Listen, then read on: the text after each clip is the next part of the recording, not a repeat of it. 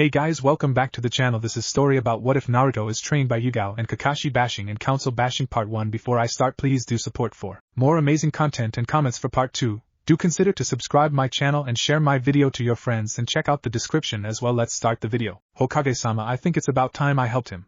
A purple-haired Anbu stated. The Sandaime rested his head on his hands in shock that his strongest Anbu member wanted to train a genin, and that genin out of all the others. And what brought this, Nico?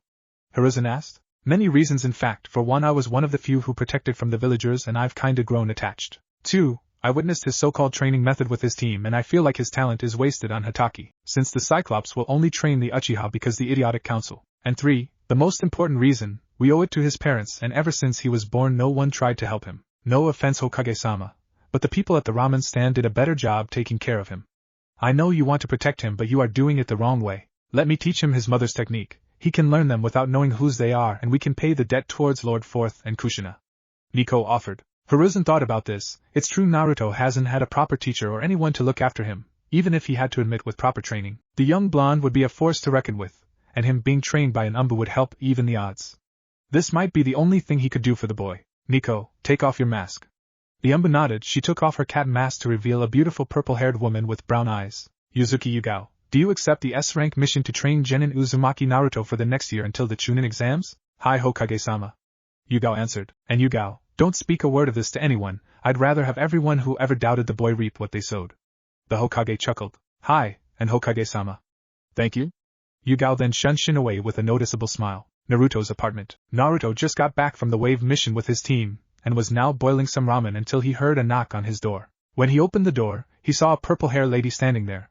But what confused the blonde was the familiarity he felt from. Then he remembered who this was. Nico-chan? Yugao was surprised he knew who she was without her mask but nodded. The next thing she was being embraced by the 13-year-old boy, and decided to return the hug. I can't believe it's you. I miss you. You know, I miss you too, but how did you know it was me without my mask? Yugao asked. Naruto gave her a confused look before responding.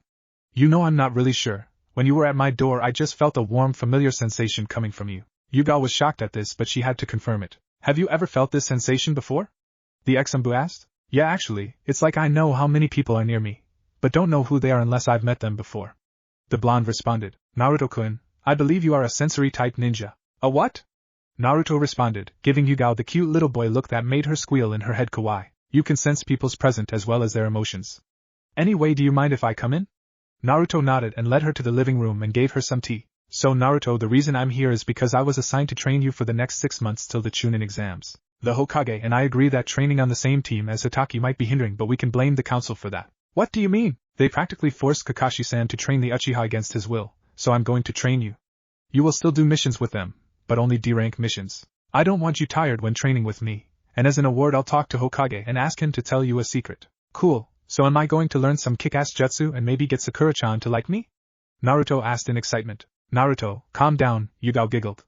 I'm going to let you know about your training. We will first work on your physical abilities like weight, strength, speed, endurance, and your chakra control. Second will be perfecting your chakra control. After that I'll teach you kenjutsu.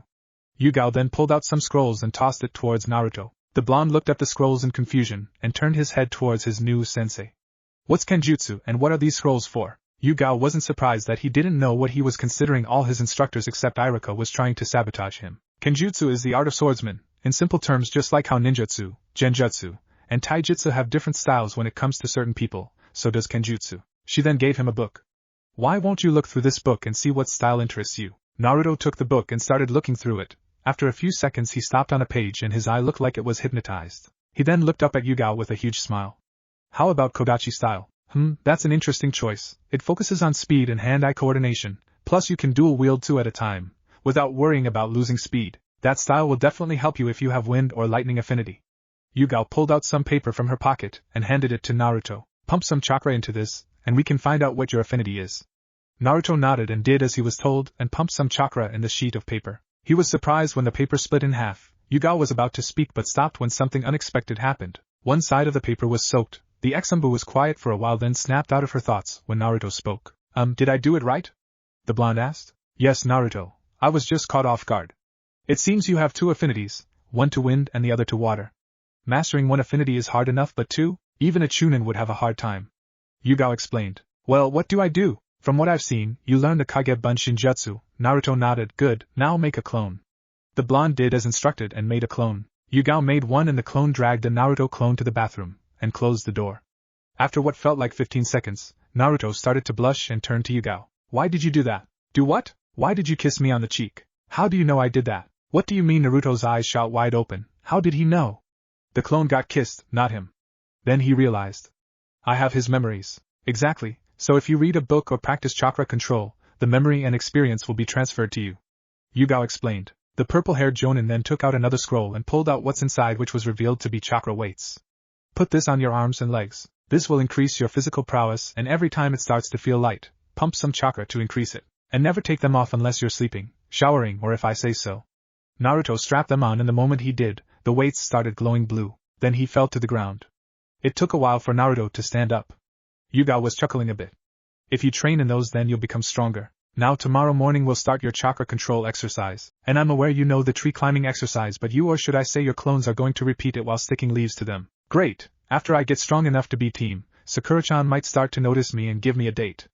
Naruto said excitedly. Yugao put her hands on his shoulders, drawing his attention towards her. I'm going to be honest with you, Naruto-kun. I think you should give up on Hirano-san. Naruto looked heartbroken. I think you're too good for her. I see the way she treats you, and I don't approve of how she uses you to heighten her own ego. You're not an idiot because you want love, and you are an angel for trying to make her happy, but I assure you that there are way better girls in the world. Do you understand? Naruto was sad, but even he couldn't deny the truth. Alright, I'll try to move on, and who knows, I might find someone better. Yugao nodded with a smile and sent Naruto to bed and gave him a schedule. She gave him a kiss on his forehead and left. 2 weeks after Naruto started training, his chakra control and sensory abilities went up. She had Naruto's clones to study Fuinjutsu, and for some strange reason Naruto was picking up rather easily. While he was studying, his clones were practicing writing seals. Along with learning kenjutsu and elemental manipulation, he was learning a new taijutsu style from a new friend. Flashback 1 week ago. Naruto woke up in a sewer. He decided to walk towards the end until he stumbled upon a huge cage. When he came closer, 2 big pairs of red eyes were glaring at him. So my jailer finally comes to visit. The deep voice spoke. So I'm guessing you are the Ninetales. That's right, but you don't seem afraid. The fox spoke. Why would I be afraid of something misunderstood? Naruto said. What do you mean I'm misunderstood? The Kyuubi asked. I read about your history, and from what I learned, you were sealed in the first Hokage wife after being manipulated by Madara.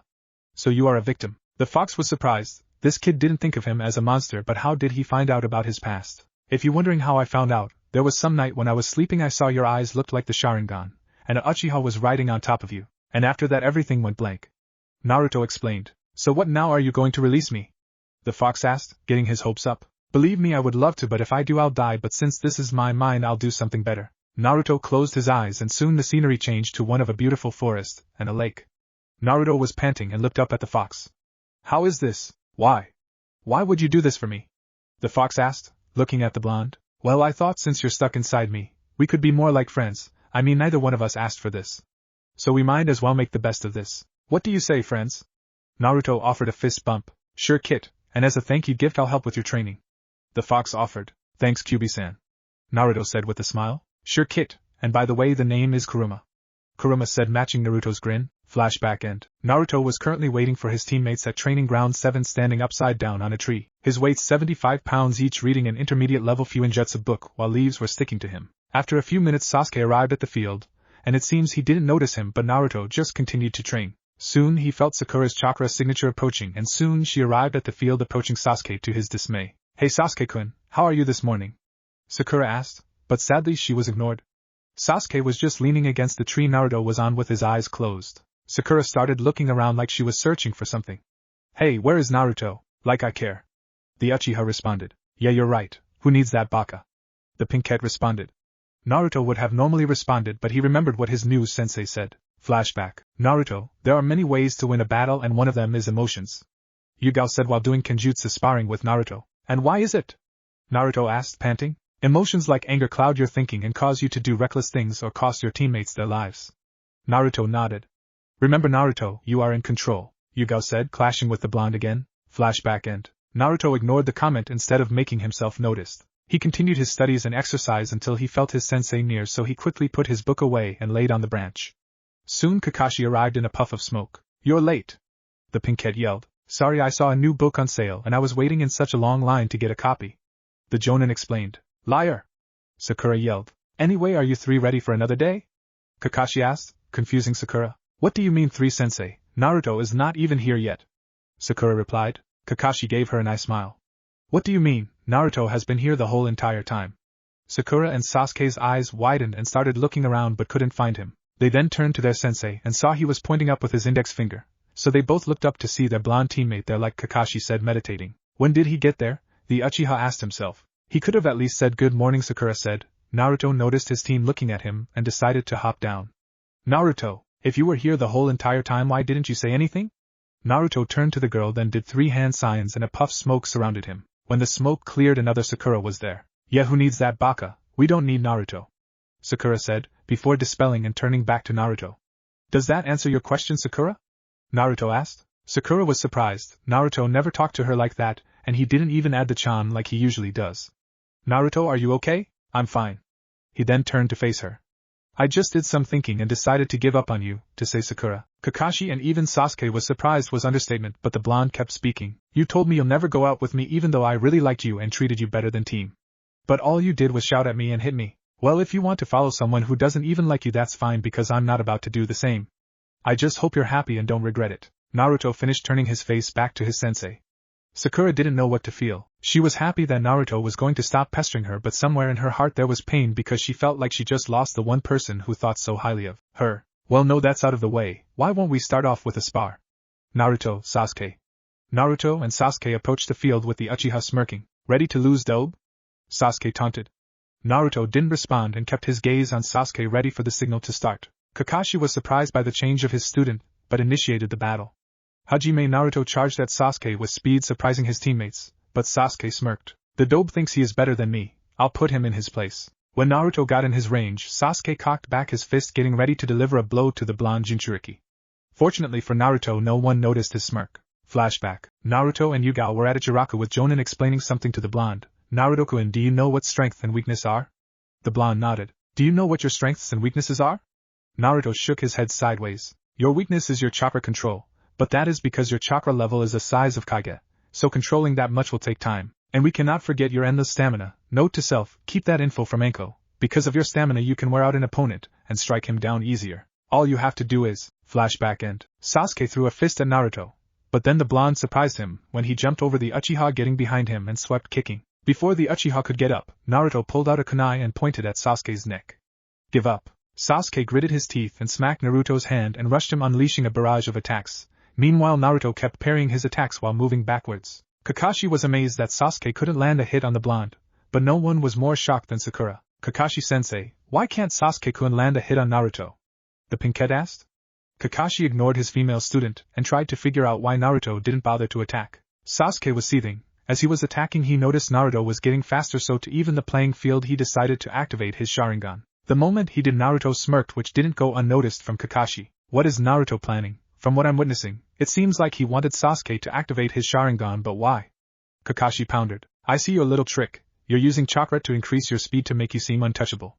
Well, whatever you can do, I can do better, Sasuke taunted. Sakura was starstruck at Sasuke's so-called coolness. Sasuke-kun is so cool, he saw right through Naruto's trick and now he's going to win, Sakura squealed. Naruto just smiled and added more chakra to his step to increase speed, while Sasuke did the same, still trying to land a blow on him, but his attacks were still being blocked and avoided. Why would Naruto use more chakra to increase his speed? It's not like he could hide now from Sasuke now that his Sharingan is active. If this continues, Kakashi's eye widened when he realized what Naruto was planning. If I'm right about what he's doing, then this fight is over. A few minutes later, after Sasuke activated his Sharingan, he was panting while gasping for air. Naruto was waiting for this. He charged Sasuke and went for an uppercut, and being too tired to dodge, Sasuke took it head on, was sent in the air. Naruto then leapt in the air and kicked Sasuke in the stomach, sending him to the ground unable to move. Kakashi walked in between the boys, analyzing both of them before raising a hand towards Naruto.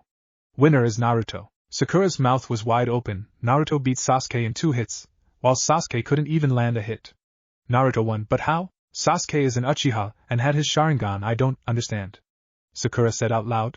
And that's why he lost, Kakashi said, walking back towards the girl with Naruto at his side. What do you mean? When Naruto first charged Sasuke and dodged his attack, then delivered that low sweep and had him pinned, he knew Sasuke would try to strike back, and just like that he started leading Sasuke on. He added little chakra to his feet to dodge all Sasuke's attacks, waiting for him to use his Sharingan. And the moment he did, Sasuke he started to copy Naruto, and by doing that Naruto's victory was secured. I still don't understand. Sakura responded. It's simple, Sakura. Sasuke lost because of his stamina and chakra exhaustion. I'm sure you're aware of this. Naruto most likely has more chakra than me, you and Sasuke combined. So even though he started to use chakra to speed up first, he was barely making a dent in his reserves. And even though Sasuke wasn't using chakra, he was getting physically exhausted chasing after Naruto, and after he figured out Naruto's trick and started to mimic him, Naruto added more chakra to his steps and Sasuke did the same. Unknowingly to Sasuke, he was running out of chakra faster than Naruto was using his Sharingan at the same time. So basically Naruto uses Sasuke's own Sharingan against him. Kakashi explained. So Naruto only won because he tricked Sasuke-kun. If it was a test of skill, there would be no way Naruto could. Not true, Sakura, the blonde spoke. If I went on the attack in the beginning, I probably would have won sooner. With my stamina and chakra level, I wouldn't have given Sasuke no room to do anything. Naruto finished. But Sasuke-kun has Sharingan. Sakura replied. And I still beat him. So face it, Sakura, no one is invincible. Now calm down, Naruto. Good job on winning your spar, and utilizing your strengths to your advantage. Let's head to the Hokage Tower, grab a D-rank mission, then take a break after Sasuke is done resting. Kakashi said. No, the three turned to see Sasuke get up. I want a rematch with the Dobe. I will not accept the fact he won that fight using a trick. Sasuke sneered. But we're shinobis, tricks is what we do. Naruto said, walking towards the Hokage office. Sasuke was about to retaliate, but Kakashi put his hand on Sasuke's shoulders, shaking his head, and they proceeded to the tower. Naruto, next time we fight I'm going to put you in your place. The Uchiha snarled to himself. Later that afternoon, after completing a couple D-rank missions, Kakashi gave everyone a break. Sasuke decided to go train some more, while Kakashi disappeared in a puff of smoke, leaving Naruto and Sakura alone. Naruto was about to follow suit and leave, but he was stopped when he felt a hand grab his wrist. He turned to see Sakura looking at the ground nervously. Naruto, do you want to go to Ichiraku's with me? Naruto's eyes widened and he had nothing to say, which made Sakura scared. I understand if you don't want to. And no, it's fine, sure, I'll love to. Naruto answered with a smile, which Sakura returned in full. When they both approached the ramen stand, Naruto and Sakura are greeted with a hello by Tochi and a hug by Ayam. Naruto then ordered 2 bowls of beef ramen, and Sakura was about to order vegetarian until Naruto convinced her to eat something more calories, which caused the Pinkette to complain until the blonde, with the help of Ayam, explained if she didn't she will grow up being as flat as a board, since she will have nothing to burn when she's active on a mission or training. The results were uncanny when Sakura ordered 3 bowls of ramen, being pork, beef and 1 veg. After eating, Sakura decided to speak. Naruto, I'd like to apologize. Naruto quirked an eyebrow and stared at the girl. I thought about what you said, and I really want to apologize. Why? Just so I can become her fanboy again. No thank you? Naruto thought to himself in doubt of the Pinkette's sincerity. Even if you don't believe me, I truly mean it.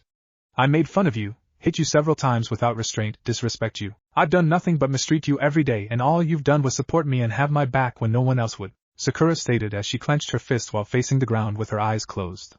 A single tear began to make its way down her cheek as she pleaded. I'm sorry, Naruto, I'm so sorry. You're the best friend, no, the best person that I have in my life, and I've been taking that for granted. Naruto was shocked at the apology. You think of me as a best friend? The blonde asked. Sakura's eyes shot up and met Naruto's, her eyes filled with tears and pain. Yes, Naruto, I didn't before. I took you for granted and I didn't appreciate it. I never realized how happy you made me every day, every compliment, every effort to get my attention. I loved it all, and I love having you in my life. Sakura said with both of her hands over her heart as if it was in pain. She was afraid to hear his response, afraid that her apology would be rejected. Sakura, Naruto said, causing the Pinkette to jump in fear. If you ever thought that I would stop supporting you, then you're an idiot for thinking that. I would never give up on my friends, and I will always have your back and give you my support every day. So don't ever think that's going away anytime soon. I'm still the same guy you've always known, Databayo. Sakura's eyes glowed, surprised that Naruto accepted her apology. He forgives me? No, I shouldn't be surprised, the Pinkette thought to herself. Unconsciously she began to walk towards him. It's Naruto after all. Naruto's eyes grew as wide as they could with Sakura's arms wrapped around the back of his neck and kissed him. Naruto was surprised at the amount of passion and love that was in the kiss, but not wanting to disappoint, he returned the kiss. After a couple seconds the two separated and were out of breath. Sakura looked at what she had done and started to blush. I am so sorry, Naruto. I don't know what came over me. Are we, still friends? Sakura asked nervously. Naruto smiled, the best. Sakura smiled and looked nervously at her empty bowls. So how was it? That was my first kiss after all. Sakura asked. Enjoyable. I'm glad I got the honor of being your first. Naruto answered. Great, and can we keep this a secret? It's not that I'm ashamed, I just still have feelings for Sasuke. Naruto gave a heartbroken look of defeat. But I think I'm starting to like you as well. Sakura added, causing the blonde to look at her. I just need time to sort things out. Don't worry, Sakura-chan, no matter who you choose, I will support you and we will be best friends till the end. Sakura gave the boy a loving smile, and after they were done eating, Naruto walked the girl home and decided to head home to train. Nice going, kid, you snagged the pink one, but she's just the beginning. But enough about that, can you sense that? Naruto stopped and concentrated to figure out what Kuruma was referring to. Then he turned to the direction of an eating district. It feels like sadness and loneliness. But it feels like the type of loneliness that I felt before we became friends, and I joined Team 7. Whoever it belongs to doesn't deserve this loneliness. Kid, you should try to feel the other emotions around the person. Naruto closed his eyes for a moment before reopening it. Is that pheromones? Lust, and it's coming from more than one person? I think I know who the loneliness belongs to. I heard of a kunoichi who was betrayed and treated wrong from Gigi, so I decided to look for her so I can make a friend, but I could never find her. Naruto proceeded towards where the emotion was, and noticed it was coming from a dango shop. When he went in, he saw a woman with purple hair and a fan-like ponytail, wearing an orange skirt, with a fishnet shirt and legging to match, with armor on them. But what caught his attention was her eyes. She was alone, and wearing a mask like he does. And to make matters worse, the lust he was sensing was coming off two male chunins. If I didn't know better, it would seem they're trying to get their dick wet, and she's not willing. Scum like this gives men like us a bad name. I'm ending this. I'm with you, kid, let's go. Naruto approached the three without them noticing. But what he heard next pissed him off even more. Come on, don't be like this, we just all want a good time. One of the chunin said. I said beat, before you end up in the hospital, with unrecoverable injuries. The women threaten. Who's going to make us, you lucky to even be wanted, considering who you are, snake whore. The second chunin retorted, making the kunoichi flinch. One of the chunin reaches for her wrist, but to his and the other one's surprise, someone grabbed his wrist and gripped it tight, causing the chunin to grunt and turn to the owner of the hand, who they saw surprised for a while, but it soon turned to irritation. What do you want, demon brat? You have no business here. Actually, that's where you are wrong. As a Konoha shinobi, it's our duty to protect each other, not harass others. Now would you be so kind and leave this beautiful woman alone? Naruto asked calmly, with cold eyes. Or what? You know I find it funny how you are protecting this woman. Don't you know who she is? She's the snake whore no one cares about. She'll sleep with any guy just to feel wanted. Ah, I see. Maybe you want a turn. Well, get in line, kid. The second one said. Naruto's hair covered his eyes and he was shaking. Enko didn't notice and was afraid that this kid was going to look down on her like everyone else. But she broke out of thought when she heard him mumble something. What did you say, brat? The same chunin asked. Leave her alone, or you'll deal with me. Naruto threatened with his crimson eyes and demonic voice, causing the two chunin to run and scream, while Kuruma was laughing in the back of Naruto's mind, while Enko was surprised that someone defended her knowing who she was. Naruto turned around and sat at the same table before speaking. Sorry about my gender, those guys should be ashamed of themselves. Anyway, I always wanted to meet you, Enko-chan. Can I please get some dangos over here? Really, brat, why on earth would you want to meet me? If it's to get boned, you might as well. That's not the reason, I assure you. I wanted to be friends with you for a long time since the Hokage told me about you. Naruto answered. Enko was shocked to her core that she could possibly have another friend, but she needed to know why. You want to be my friend? May I ask why? Naruto signed and decided to drop his emotional mask. Look into my eyes and you'll get your answer. Enko was confused, but decided to test it out. What she saw in his eyes, her heart almost broke. This kid had the same eyes as her: loneliness, be hated, abandon, sadness, and long for love. He noticed and decided to speak. As you know, I'm a Jinchuriki, and ever since I was born, I've been targeted for attacks and the villagers' hatred. One day I asked Gigi how come I was the only one that felt alone, but he said that wasn't true. He told me there was a kunoichi who's just as lonely, no parents and very little friends. I had hoped that I could find you, but he said you would be near training ground 44 and I shouldn't go near there until I became a genin, but to my misfortune I could never find you. Naruto explained. Enko's heart was racing that there was someone in this kami-forsaken village that wouldn't treat her like an outcast and went through so much trouble to find her. Enko was unsure what to do, but this kid wore a mask and dropped it for her, so she decided to do the same and let her true self out. So she reached for his hands and held it in her own, causing the blonde to look at her. What he noticed was she was sobbing quietly and looked at him with pleading eyes. Do you really want to be my friend? Naruto smiled with tears coming down as well. Yes, I do. She gripped his hands harder. You won't abandon me? No, I won't. And you're okay with me being the snake whore? As long as you're okay with me being the demon brat. Enko smiled and nodded. Well, it's good to finally meet you, Hibiheim. Enko blushed at the nickname and put on a flirtatious grin. Same to you, Foxy-kun. After the introduction, they start to get to know each other's hobbies and dreams. They even had a playful argument about what food was better between ramen and dangos. Enko, however, scowled when Naruto told her about how his team treated him and at Kakashi not training the blonde favoring the Uchiha. She was happy to hear that he made up with the pink head and surprised to find out the Yuga was training him a kenjutsu and other related techniques. So in honor of their new friendship, Anko was going to teach Naruto about stealth and assassination techniques, and some snake-style moves. She also was going to get another friend who is a genjutsu specialist, guess who, to help the blonde in chakra control. And in return Naruto promised to study more fuinjutsu to get the seal off Anko's neck, which caused the girl to hug the blonde, pressing his face in her assets, which she didn't mind. After the conversation the two bid farewell with Anko licking Naruto's cheek, which she explained as a way of marking him. Next day 8 am. Naruto was looking through a book of fuinjutsu intermediate level. While he had some clones around his apartment do affinity training, he needed to find a way to purge the seal of Anko, but first he had to understand it. From what Anko told him, all she knows is there is a slave seal and storage seal with Petamaru genes in it, but the third seal was unknown. He was broken out his thoughts when he heard someone knock on his door. He released his clones and went to the door and opened it to find a beautiful kunoichi with raven black hair, red eyes and red lipstick. She was wearing a red blouse with bandages wrapped around her body. "Excuse, but are you Naruto?" the kunoichi asked. "Hi, who are you?" the blonde responded. "Before I answer any questions, do you mind if I come?" the kunoichi asked. My apologies, to leave a beautiful lady outside like this is disrespectful, please make yourself at home." The kunoichi blushed and walked in. When she stepped in she noticed the apartment was a lot cleaner than she thought. And on his porch he had a mini garden, not a hobby most guys would bother with. She then looked at his dining table and noticed books about fuinjutsu, taijutsu, kenjutsu, and chakra affinity. She broke out of thought when she heard his voice. "Do you want some tea?" the blonde asked. "Sure, thank you." He then brought a cup to her and sat down at the table with her. She then decided to introduce herself. "First off, I should probably introduce myself. My name is Kurenai. You probably know me as the leader of Team 8. Hinata-chan sensei, what can I do for you?" "Well, first I like to thank you. You probably are unaware, but Anko is my best friend and like a sister to me. When I met up with her yesterday night, she told me about what event went on at the dango shop, and she wouldn't stop talking about her new friend. As you know, she didn't really have any friends growing up and you made her so happy. It brought joy to my heart. So thank you, Naruto-kun." Surprising the blonde, she reached up and cupped his cheek, kissing it slightly, causing him to blush, and rubbed the back of his head. Kurenai smirked. He has a big heart, and is very innocent. If he was older, I would probably keep him for myself, not that age matters in the world of shinobi. The Jonin thought, and the second reason I'm here is because I was told you might need help with chakra control and genjutsu. I already know Anko-chan and Yugao-san is training you as well, but that doesn't mean I'll go easy on you. Naruto eyes widen and smile. "Thank you, Kurenai-sensei, I won't let you down." Kurenai smiled. "Kurenai-chan is fine, Naruto-kun." Hokage office. "Jiraiya, did you find her?" the old man asked his former student. "Yes, I did, but are you sure she'll come back because the Gaki is alive?"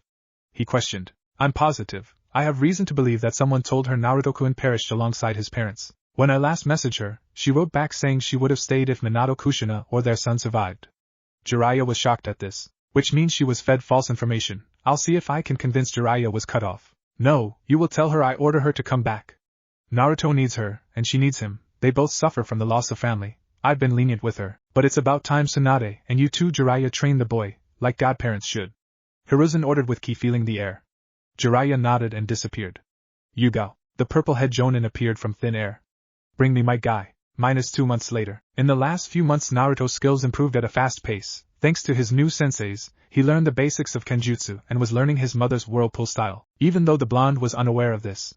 Naruto switched from kodachi to a long sword, since the whirlpool style required it, and the blonde also explained that the kodachi didn't feel right to him. While they were training, he was introduced to Tenten, who stumbled upon them and was drawn to the two sword users immediately. Naruto soon bonded with the girl since he discovered they were both orphans. Yugao decided to train her a bit as well since it would be beneficial to Naruto if he sparred with someone his own age, and plus she grew fond of Tenten. Anko was using the weights Naruto was wearing to her advantage. She brought Naruto to the Forest of Death, and to her surprise Naruto thought it was awesome, showing no fear. But that soon changed when Anko and Naruto dodged kunais and shurikens all day. After training, Anko and Naruto would go out to Ichiraku's or the dango shop to eat and hang out, which again, Anko took advantage of. She would tease Naruto most of the time, and it made her feel attractive whenever he would blush around her. It wasn't hard to say Anko developed a crush for the blonde and very attached. Kurenai made Naruto perform the tree walking and water walking exercise while using clones and sticking leaves to them. She was impressed by Naruto's development, which confused her. From what Kiba told her, Naruto was the dead last of the class, but she was seen telling her otherwise. When she confronted the blonde about it, she was livid to find out that most of the teachers sabotaged his learning and didn't help that no one taught him basic taijutsu. But admiration grew for Naruto when she learned he wanted to be Hokage regardless of how the village sees him. Might Guy is probably the toughest one of them all, especially since shadow clones would do any good. He did 10 laps around the village, following up with 500 push-ups, sit-ups, and crunches. and after he would spar with either him or his mini-clone Rock Lee. Naruto knew after facing the genin that if they ever fought he would be a threat, but what scared him the most was the performance of the horrible genjutsu the two green beasts were able to perform. Kuruma was probably one of the biggest help, with his knowledge on jutsu and fox-style helped with Naruto's stamina. The Kyuubi was also training him on using his chakra by feeding it to him, getting used to it. Kuruma also messed with Naruto genetics by unlocking his Senju bloodline, giving him earth affinity, and he developed a fire affinity because of the Kyuubi chakra. But Naruto also learned that the fox was a pervert, always trying to get him laid. His excuse was that Naruto was the first male jailer he had, and he deserved to have all the vixens to himself. Naruto was about to dismiss the idea until Kuruma informed him that most of the girls around him were slowly becoming attracted to him, and he would hurt their feelings, playing into the blonde weakness. At the moment, Naruto along with the rest of the team was at the Hokage office receiving their next mission. I'm glad your team can make Kakashi. Now that you're here, I have a special mission. A B-rank mission. There's a bandit camp located outside the village. I need you to eliminate them. I have sources that say they are selling Konoha weaponry, Sarutobi said. Sakura was nervous when she heard the word eliminate, and Naruto noticed. Excuse me, Gigi, but when you say eliminate, do you mean? Sarutobi nodded, causing Naruto to sign. I see. Naruto gave Sakura a side glance which went unnoticed by everyone but the Hokage. Don't worry, we'll get it done. Now come along, my cute little genin. Kakashi. Soon the three followed their sensei, trapped in their own thoughts. Finally I can test my skills, and soon I will be one step closer to killing him. Sasuke thought with a smirk. Do I really have to kill some? I mean, I know we're ninjas and all, but Sakura thought to herself. Naruto was behind the group, watching from behind. When they made it outside, Kakashi instructed them to pack for a 3-day trip. When Naruto arrived at his apartment, Yugao was there smiling, holding a katana with a red hilt. I think you're ready for this, she said, holding out the sword. Naruto slowly took in his hand, unsheathing it halfway. It felt so familiar to him but didn't know why. It's called a Kai Erasure, Red Storm, or Erasure for short. It belongs to your mother. Naruto's face shot up so fast with mixed emotions. Yugao noticed and decided to clarify some things. Yes, I knew your mother. She was the one who trained me. But under orders from her very last breath, I was told not to inform you until you at least Chunin level. She had multiple enemies, and yes, I knew your father, but we can't inform you until you are at Jonin level. Understand? I understand, and thanks for training me.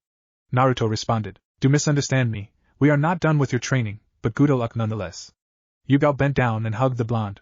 She stood back up and gave Naruto a devilish smirk. But before you leave anywhere, no student of mine is wearing a kill me monstrosity. Yes, finally, I don't have to look at that horrible jumpsuit ever again.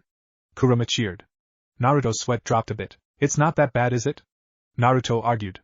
Kuruma and Yugao gave him a deadpan look. Naruto signed. Fine, anything else? Yugao smiled. I'm going to show you a sword sealing jutsu, that way you can seal it on your arm. And that'll be all. Village gate. Sasuke and Sakura were waiting at the gate for their third teammate, and their sensei.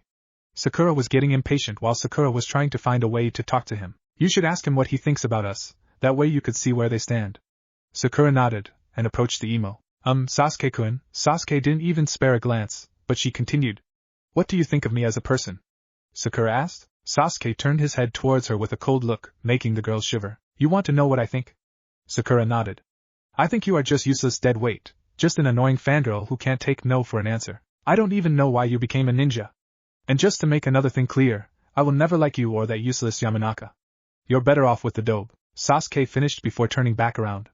Sakura's heart took a nosedive and she fell to her knees beginning to cry until another voice was heard. Well, you know what I think?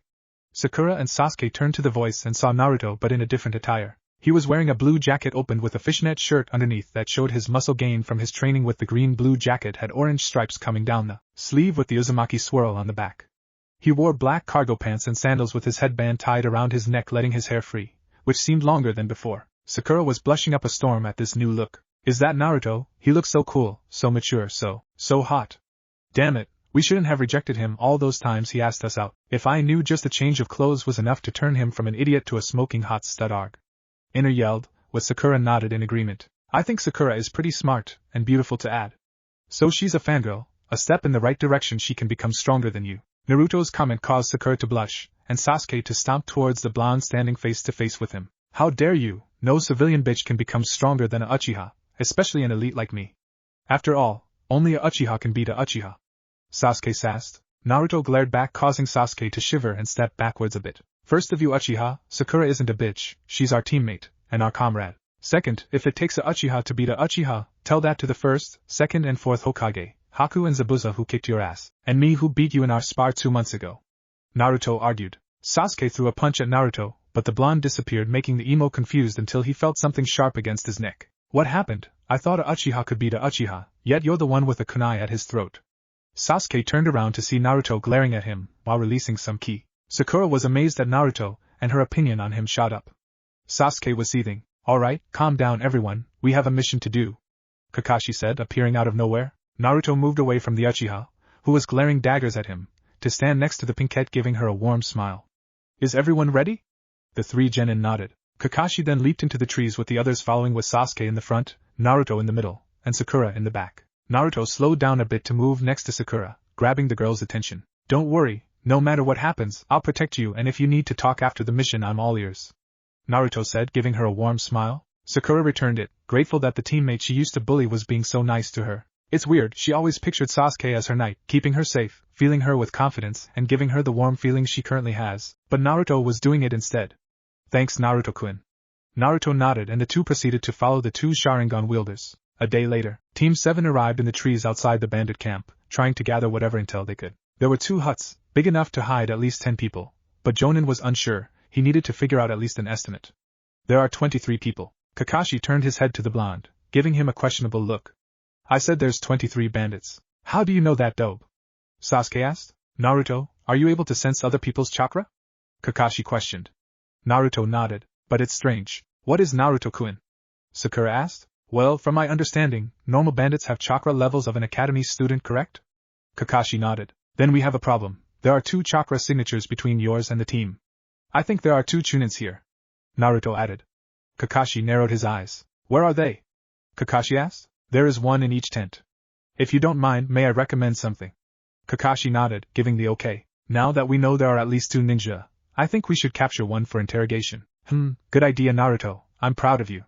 Now I think we should split up, you 3 go to the left hut, I'll capture the one on the right, so don't hold anything back, Kakashi instructed. I don't blame, time to show these guys why you shouldn't mess with the elite, Sasuke said with an arrogant smirk. Naruto just shook his head in disgust, while Sakura found his attitude disapproving, so Naruto, being the smarter one of the 2, decided to voice his opinion. Fine, you can have the shinobi, but let me at least make some shadow clones to take out the bandits, Naruto offered. Sasuke scoffed at the offer. Who do you think I am? A Uchiha doesn't need help from 2 nobodies. But he didn't get to finish because Naruto grabbed him by his collar, bringing the Uchiha to eye level. Sakura was nervous, she wanted to defend her crush, but she didn't want to ruin her new relationship with Naruto. Listen here, team, we're on a mission for the village, and I will not have us fail this mission because of your reckless ego. To you it might just be a way to test your imagination strength, but you will not put me and Sakura-chan lives at risk. Naruto spatted, causing Sasuke to hiss and Sakura to blush. He then threw Sasuke to the ground and made 11 clones. Listen, I want you to quietly take out anyone with lower chakra reserves than Sakura, and do it quietly. The clones nod and disappear. Sasuke was seething with anger and walked up to the blonde. How dare you treat me like that? I'm an elite, and you should bow to me. I wanted to fight them to test my skills, and I will not let you get in the way of my ambitions, Sasuke practically yelled. Naruto glared at the emo, ready to knock him out until he started throwing up. Sakura ran towards the blonde, worried for her blonde teammate, while Sasuke took the opportunity to leap away. Naruto-kun, are you okay? What happened? Sakura asked. My clones Huff took out all the bandits, Naruto answered. Seeing Sakura's confused face, he decided to explain. When a person has their first kill, they experience trauma, right?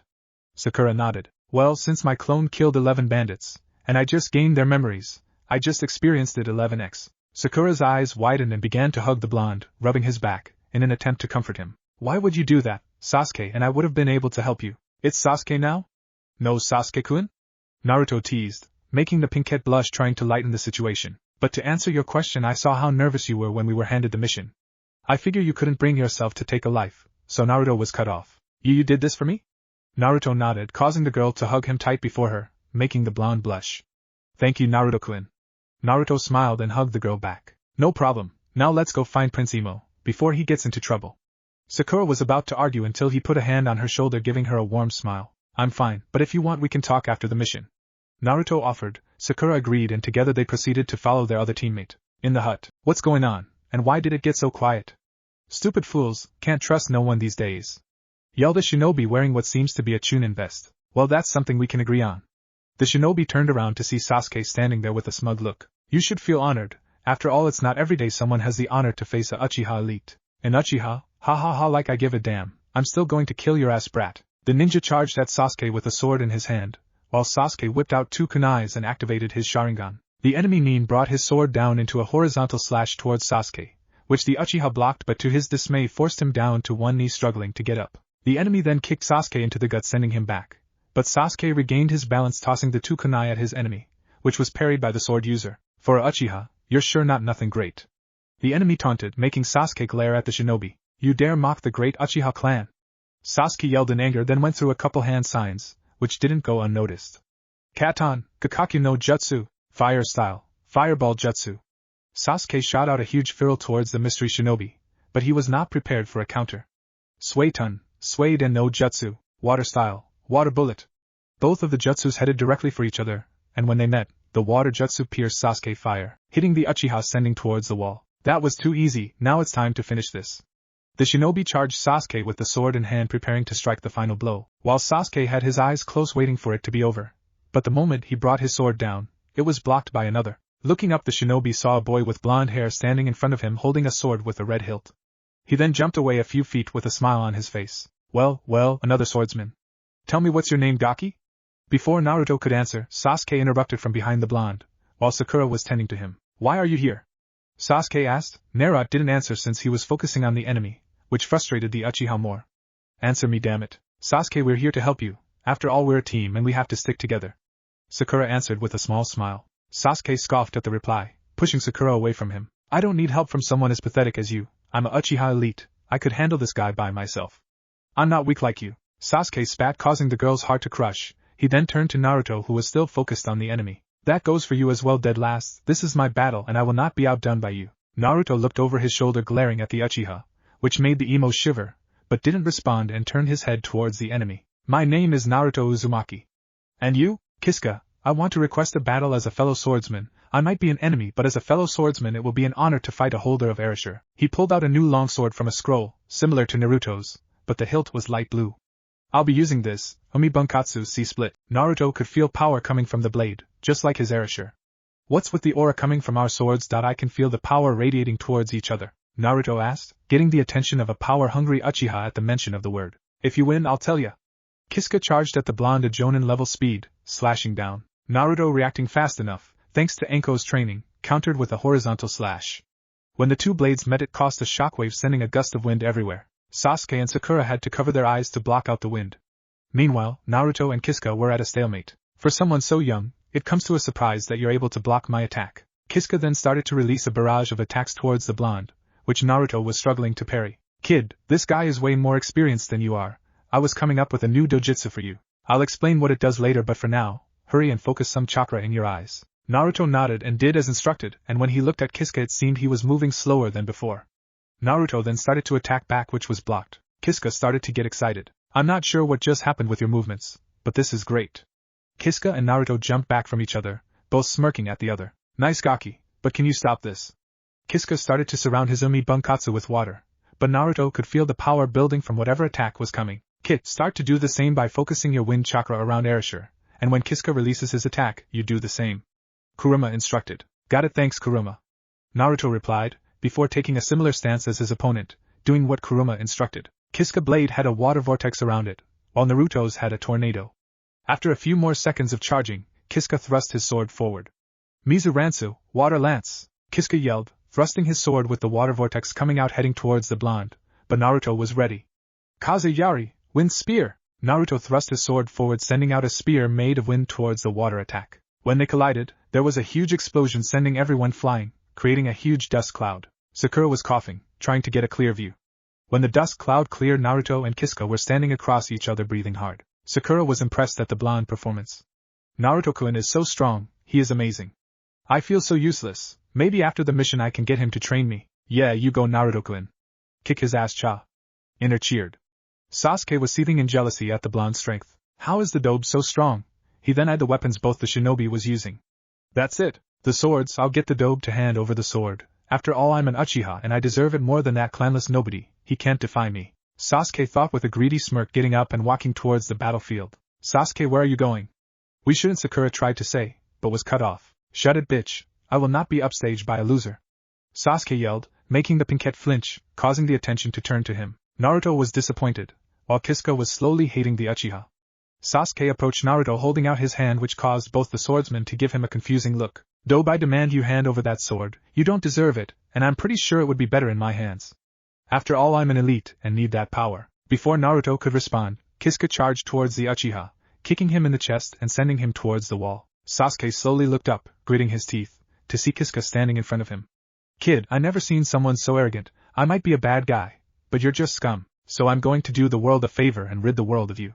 Naruto started to run towards his teammate, with Sakura in tow. Kisuga brought his sword down towards Sasuke, preparing to finish him off. Sasuke was terrified, then he looked towards his right and smirked, which Naruto noticed. He followed his gaze and saw he was looking at Sakura, but the Uchiha smirk made him feel uneasy. Kit! The Uchiha is planning to kawari me with the girl. I'm going to send some chakra through your feet. Naruto was alarmed and dashed forward with the help of Kurama chakra, increasing his speed. Sakura was running towards her former crush, preparing some kunai to defend, when she felt a pull in her stomach. All of a sudden she was in front of Kisuga, which the swordsman didn't notice until the last moment. Sakura closed her eyes, life flashing before her eyes, and the last thing she saw was Naruto giving her his signature grin with his blue beautiful eyes gazing at her. After a while, when nothing happened, she slowly opened her eyes to see Naruto standing in front of her, arms spread protecting her. Kisuga and Sakura were surprised at the speed Naruto used to get there, but soon snapped out of thought, with the former leaping back and turning his gaze towards the emo. What kind of sick bastard switches places with his teammate? Kisuga yelled. Naruto fell backwards, grasping his chest while in Sakura's arms, the pinkette crying. She is expendable. She should feel honored to sacrifice her life for the AST of the great Uchiha clan. At least she was useful. Sakura, Naruto, and even Kisuga were shocked by the Uchiha words. Sakura slowly took off Naruto's jacket and turned it into a pillow and laid the blonde on it. She then got up and approached Sasuke with her head down, making Sasuke raise an eyebrow. What do you? But he didn't get to finish because Sakura threw a punch at his face, sending him flying with a chakra-enhanced punch. I'm not expendable and I would rather die than help you, Sakura yelled, causing Kisuga to whistle at the girl. Sasuke slammed into the ground and was now unconscious. Stupid prick, because of him, Naruto's hurt. Ina said. Sakura was angry at the unconscious emo, but was touched by the blonde for risking his life. She suddenly remembered the situation and turned to the swordsman with a kunai in her hand. Kisuga chuckled. Don't worry, I want to fight Naruto fair and square. I won't strike him while he's down, so I'll give him a couple minutes. Nice punch, by the way, Kisuga complimented. Sakura nodded. You're from Kiri, aren't you? Sakura asked. How did you know? Well, I saw your water attack, and you're a swordsman, so it kinda adds up, Sakura answered. Kisuga nodded, then he and Sasakura heard Naruto grunting and stood back up. But what shocked them was the scar on his chest was healed. Naruto-kun, I'm fine and nice punch, Naruto commented, making the girl blush. He then turned to Kisuga. I'm ready to finish. Fine, but after your teammate little stunt, let's end this with one attack, all or nothing. Naruto nodded and both sheathed their sword in a battle stance, pressure feeling the air, and for a brief moment they both disappeared and reappeared on the opposite side from their original spots. Naruto stabbed his sword into the ground using it as a crutch, but Kisuga fell to the ground with a cut to his chest, smiling. Looks like you win. Come here, Gaki. Naruto limped towards the falling warrior slowly because of exhaustion. Sakura, seeing this, put his arm around her shoulder.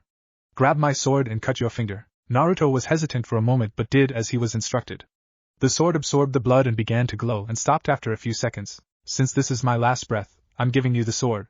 By marking it with your blood, it will only allow you to wield it. Thanks for the battle, by the way. The swords we hold are legendary swords, but they won't just allow anyone to use them, they choose their wielder, and I had a feeling it would choose you. Sorry about the cut, didn't mean for it to happen.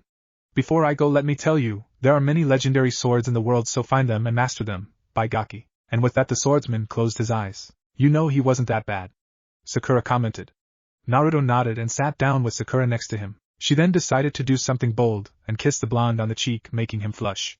Thanks for saving me, Naruto-kun. She leaned on his shoulder while waiting for their sensei. Naruto was laying down on top of the monument of the Yondaime with many thoughts running through his head. He was pissed at his emo teammate, and happy about the news he received. -2 hours ago, Team 7 was in the Hokage giving reports about the mission. Kakashi was worried through the whole trip back. Naruto hadn't said a word to him or Sasuke, but would have casual conversation with Sakura. He even let Naruto have all the weapons from the bandits Sasuke defeated as punishment for the Uchiha's action towards Sakura. And speaking of said girl, Sakura's feelings for the two boys had done a 180, or should he said 200. While she never really hated Naruto, she was now reliant for the blonde, looking at him in a new light after his past actions. Naruto protecting her was a real eye-opener for her, and now she had a crush on Naruto, or something more. As for Sasuke, Sakura had complete disdain for the boy. She couldn't even say his name without lacing it with venom. He was wondering if he could get them to work together for the Chunin exams in a few months. After finishing explaining about the mission, Kakashi was eyeing his leader to see his reaction, and as expected he was pissed.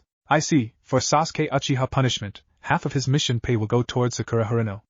Hiruzen declared, making seethed. You can't do that, but the Uchiha was cut off by high killer intent. You better watch how you speak to me, boy. You may have the council under your feet but not I. When I say something, you listen. Am I clear? Sasuke nodded his head weakly from the pressure of the key. Good, now Team 7 you are dismissed, except for you Naruto. I believe we have a promise to fulfill. Kakashi and the emo proceeded to leave but Sakura stayed holding Naruto's hand tightly. Naruto figured this would happen. Signing, he turned his attention towards the Hokage. Gigi, is it okay if Sakura stays? I don't mind her listening. Naruto asked, surprising Hiruzen and Sakura. Are you sure, Naruto-kun? I understand this is personnel for you? Sakura looked at Naruto with a guilty look. Whatever they were about to talk about was a private matter, and she was feeling bad being here. It's okay, Naruto-kun. I don't have to be here. It's fine, Sakura-chan, I trust you. After all, we're friends now and I was going to tell you anyway. Naruto said, giving her one of his warm smiles, causing the girl to blush. Alright, if you insist. Now as a promise I will tell you about your mother. Sakura whipped her head towards the Hokage and back at Naruto, seeing a little excitement from his eyes. Your mother is not originally from this village, she's from Yuzu just like the rest of your clan. But she was the sole survivor. Your mom was most likely the strongest female in the village next to Tsunade. Her name was Kushina Uzumaki, she was feared for her Fuinjutsu and Kenjutsu. She had as much chakra as you and unlimited stamina. In the village, she was known as the Red Habanero for her fiery personality and red hair, but on the battlefield, she was known as the Red Death of Konoha. And just so you know, she and your father loved you very much. The Sandaime finished. Naruto gave a real smile with tears coming out his eyes. He was glad he was loved and wanted. He also found it pretty awesome to be in a clan. Sakura smiled for her new friend, and gave him a warm hug, which was returned. And my father? Naruto asked, letting go of Sakura to the girl's dismay. I'm sorry, Naruto, but on your father's orders, I was told not to give you any information regarding him until you reach Chunin. Also Sakura, this is a S-class secret, so only Naruto and I are allowed to share this information, understand? Sakura nodded. He turned his attention to Naruto, and signed. Present time. Naruto still hasn't confronted the Uchiha about his action, and it wasn't helping that a certain fox was telling him to kill the emo, which he was considering. While he was in thought, he didn't notice a shadow approaching him with a seductive grin. Well, there you are, Foxy-kun, I'm glad I caught you alone. Before Naruto could get up, he was straddled by Anko. Anko-chan, what are you doing here? Not that I don't miss you. I was looking to ask you something, but the look on your face tells me you're upset. Want to talk about it? Anko asked in concern. Naruto signs and begins to explain what took place on the mission. Anko was quiet for a while processing what she heard, then started leaking killer intent. So the emo prick thinks everyone is beneath and should be sacrificed for his cause. Well, I bet your precious Anko-chan can change his mind. Don't bother, if you touch him, the council of douchebags will be up your ass, and frankly it's not worth it. True, those Uchiha-ass kissers will do anything for their emo overlord. Anko said, but remember what she came for. Looking at Naruto still in a bad mood, she decided to do something about it. While straddling the blonde, she slowly started to gyrate her hip against his crotch, making Naruto blush. Anko-chan, what are you? Ha, what's the matter? How don't you like your sexy Anko-chan? Anko moans, happy that her plan was working. While feeling happy her favorite blonde was enjoying this, she started to go faster, while gasping for air. Naruto was getting turned on and grabbed Anko's hips to help her. He didn't know why this was happening but wasn't complaining. As Anko moved her hips, she felt something poked her entrance, through her panties and smiled seductively. Someone's happy. But let's finish this. She kept going until both of them buckled their hips, moaning in sync, releasing their pent-up energy. The both were gasping for air, breathing lightly, staring into each other's eyes warmly. Anko-chan, not that I didn't enjoy it, but why? Naruto asked, regaining his breath. Because for one, it was hot. Naruto nodded in agreement. 2. You were stressed, so this the only way I can come up with. Anko paused for a moment, and bent down, and gave him a small kiss causing both of them to blush. 3. I like you and was wondering if you wanted to go on a date with me? After 2 months of knowing you, I realized you were the only one who understood me. You treated me with respect and not like an outcast. Plus you're not uptight like most ninja. You value all your friends and I also like that prankster side of you. We're the same, hated, scorned and branded with a seal we didn't want. I feel safe with you. I feel like I can understand you as much as you can understand me. I never felt this way before, so when I talked to Kurenai, she said I loved you. I'm not sure if it's true, but I would like to give it a try. So what do you say? Naruto looked up into Anko's eyes and saw the desperation. He couldn't believe an older woman liked him and asked him on a date nonetheless. He thought about and couldn't come up with a reason not to, especially since out of everyone in the village, Anko was the one who understood him the most but still wasn't sure. Go for it, kid, trust me. Kuruma said out of the blue. Naruto turned to Anko, giving her a sincere smile. Sure, Anko-chan, why not? After all, I kinda like you a bit. Naruto answered. Anko squealed in joy and grabbed Naruto by the collar and gave him a deep, passionate kiss. Naruto faced heat up and his brain was melting. Anko pulled away with a trail of drool connecting their mouths. Great! She then grabbed Naruto's hand and jumped off the mountain, both screaming in joy while falling towards the ground. Once they landed, the older Kunoichi proceeded to drag him through the village in the direction of the Dango's shop. The village glared at the two, but the two were enjoying selves to notice. Dango's shop. Anko and Naruto were eating a whole plate of fruit dangos. While chatting about the mission, well, Anko was eating the dangos and Naruto was feeding her. So Foxy-kun, tell me what went wrong with the mission. From your training, killing a few bandits should have been a walk in a park. It was easy, until the Uchiha decided to abandon the mission to boost his ego, and by exposing himself, almost got killed by a shinobi hiding among the bandits. Team then fought him and lost, but wait, it gets worse. Naruto began leaking ki. He decided to substitute with Sakura-chan, and when I confronted him, you know what he said. Naruto yelled, scaring everyone in the shop. Flashback. Team 7 was taking a break from their mission, a few miles from the bandit camp. But things weren't going smoothly for the team, since Naruto had Sasuke pinned against the tree by his collar. Sasuke was glaring at the blonde, which was being returned tenfolds. Why? Why would you sacrifice Sakura-chan's life like that? Sasuke snorted. Why would you ask such a simple question? Because you tried to save me during the wave mission from Haku. But yet you almost killed Sakura-chan, the girl who devoted herself to you, no matter how you treat her? Because she's useless dead weight. I don't give a damn about her feelings. It's not my fault she likes me, and if she does, she should feel honored to die for me. After all, I'm an elite. And for the reason I save is to keep you alive until I surpass my brother. You might not have noticed, but I was conscious when you beat Haku. Your power was dark and hatred. You showed me my brother was right and I kept you alive to test myself against you, and when I almost died, I realized that I sacrificed my goal for nobody, me an elite. If I can overcome your hatred with my own, I will be one step closer to beating my brother. As for Sakura, she can die for all I care. Naruto's eyes started flashing red, his teeth sharpened and grip tightened. You bastard, Sakura is a living being, she is your equal. Do not compare me, an elite, to a useless expendable fangirl. I'm her better and superior, she's nothing but dead weight. Naruto cocked his fist back and got ready to punch the Uchiha, until Kakashi grabbed his arm. Naruto, calm down, I'll handle this when we get back to the village. Kakashi ordered, but was shook a bit when he noticed Naruto's eyes. Fine, but keep me and Sakura-chan away from the high Uchiha, Naruto said, tossing Sasuke to the ground and going to sit by Sakura. End of flashback. Anko gritted her teeth after hearing the story. She never really was a fan of the Uchiha. He got everything on a silver platter while Naruto suffered, and the worst part, he refused love and acceptance from the village, the very thing she and Naruto wanted. The spoiled prick, I'm shocked you didn't kill him. If it was me, I would have had torture him myself. Anko said, but if you did, the ass-kissing council would have never let you get away with. Naruto said, getting a nod to Anko. I know, they would do anything for their little precious Uchiha. Anyway, now after listening to that, I need to vent. So Forest of Death for a little spar? Naruto smiled and nodded.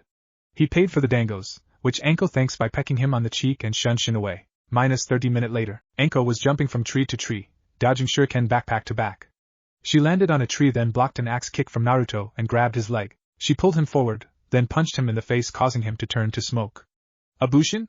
Anko looked around and was impressed she couldn't find him. She soon sensed the presence and turned to see Naruto leaping towards and delivering a roundhouse kick. Anko ducked, but Naruto didn't give up. He threw a punch. Anko tilted her head, causing the punch to miss, and kneed Naruto, which he grabbed and used it to leap away and ran back toward Anko and went in for a high kick. Anko stepped back to avoid. Anko snaked around Naruto by going under the branch and get behind, and kicked him off the tree branch. But as she witnessed him falling, she was surprised when he turned to smoke. Before she could turn around, she felt something kick her into the back and flew into a trunk of a tree. After getting her head together, she looked up to see a huge fireball heading towards her.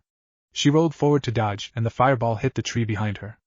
Not bad, Foxy-kun, but it's not over yet. Naruto smirked, then he noticed the tree behind Anko beginning to fall, and she was in its path. Hibi-chan! Look out! Anko looked and closed her eyes. Naruto leaped and went through some hand signs. Makoto, Saiyan! A couple of woodbines appeared in front of Anko, wrapping around the trunk of the tree, protecting Anko from the impact.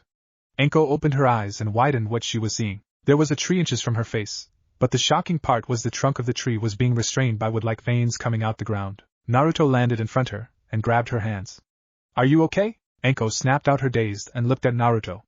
And Naruto-kun, you have the wood release? Naruto signed and nodded. Yes, Kurama said have the blood of the Senju, and he awoke it a while ago, using his chakra as enhancer. Who's Kurama? Naruto pointed at his stomach. Oh, anyway, congrats on the bloodline and all, even though it's an inconvenience, Anko said, sitting down on the tree, hugging her legs. Naruto cocked his head to the side in confusion and sat next to her. What do you mean? Well, once people find out you have the ability of the Shodai, you will be put into the CRA, which means I have to share. Well, what if I refuse? Naruto offered, causing Anko to look at him in shock. Are you crazy? Why would you turn a chance to have a harem to yourself? Most guys would jump at the opportunity. Anko asked. Naruto gave her a warm smile and held her hands in his. Because of you, you're the first person to confess to me, you understand me well, and just like you, I want people to love me for me, and not want me for a breeding stock, Naruto answered. Anko stared at the boy in front, and was amazed at how big his heart was. There was someone who genuinely cared for her, and would have her over countless women. Anko grabbed Naruto by his collar and pulled him into a kiss, no tongue, but it was deep and filled with a lot of emotion. After a few minutes she pulled away from the crimson-red Naruto. Anko gave the blonde a real smile, making Naruto blush harder. I'm definitely falling for you, and thank you.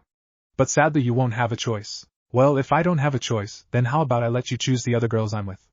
Will that make you feel better? You're really going out for me and it makes me happy. I'll accept the offer, and one more thing. She pulled Naruto into another kiss, but this one was quick. That's for saving and thinking about my feelings, Anko said, leaning her head against Naruto. Both enjoy each other's company. Yamanaka's shop. Ino was sitting at the counter, reading a magazine since it was a slow day. She was looking for tips to improve her look to attract a certain Uchiha, while daydreaming about marrying him. But she was snapped out of her thoughts when she heard the door opened. She looked up to see Sakura walking in with a depressed look. What are you doing here, forehead? Sakura started, getting a surprised look from Ino, since she didn't call her pig. She looked into Sakura's eyes. She saw anger and determination. We need to talk about Sasuke-san and our friendship. Do you mind taking a short break to talk in your living room? Sakura, I can't. Please? This is important. Sakura pleaded with her former friend. Ino started to look concerned for her friend. Why did she want to talk about Sasuke-kun? She first thought Sakura was going to try to convince her to give up, but she just remembered Sakura addressed Sasuke-kun as Sasuke-san. Sure, come on in.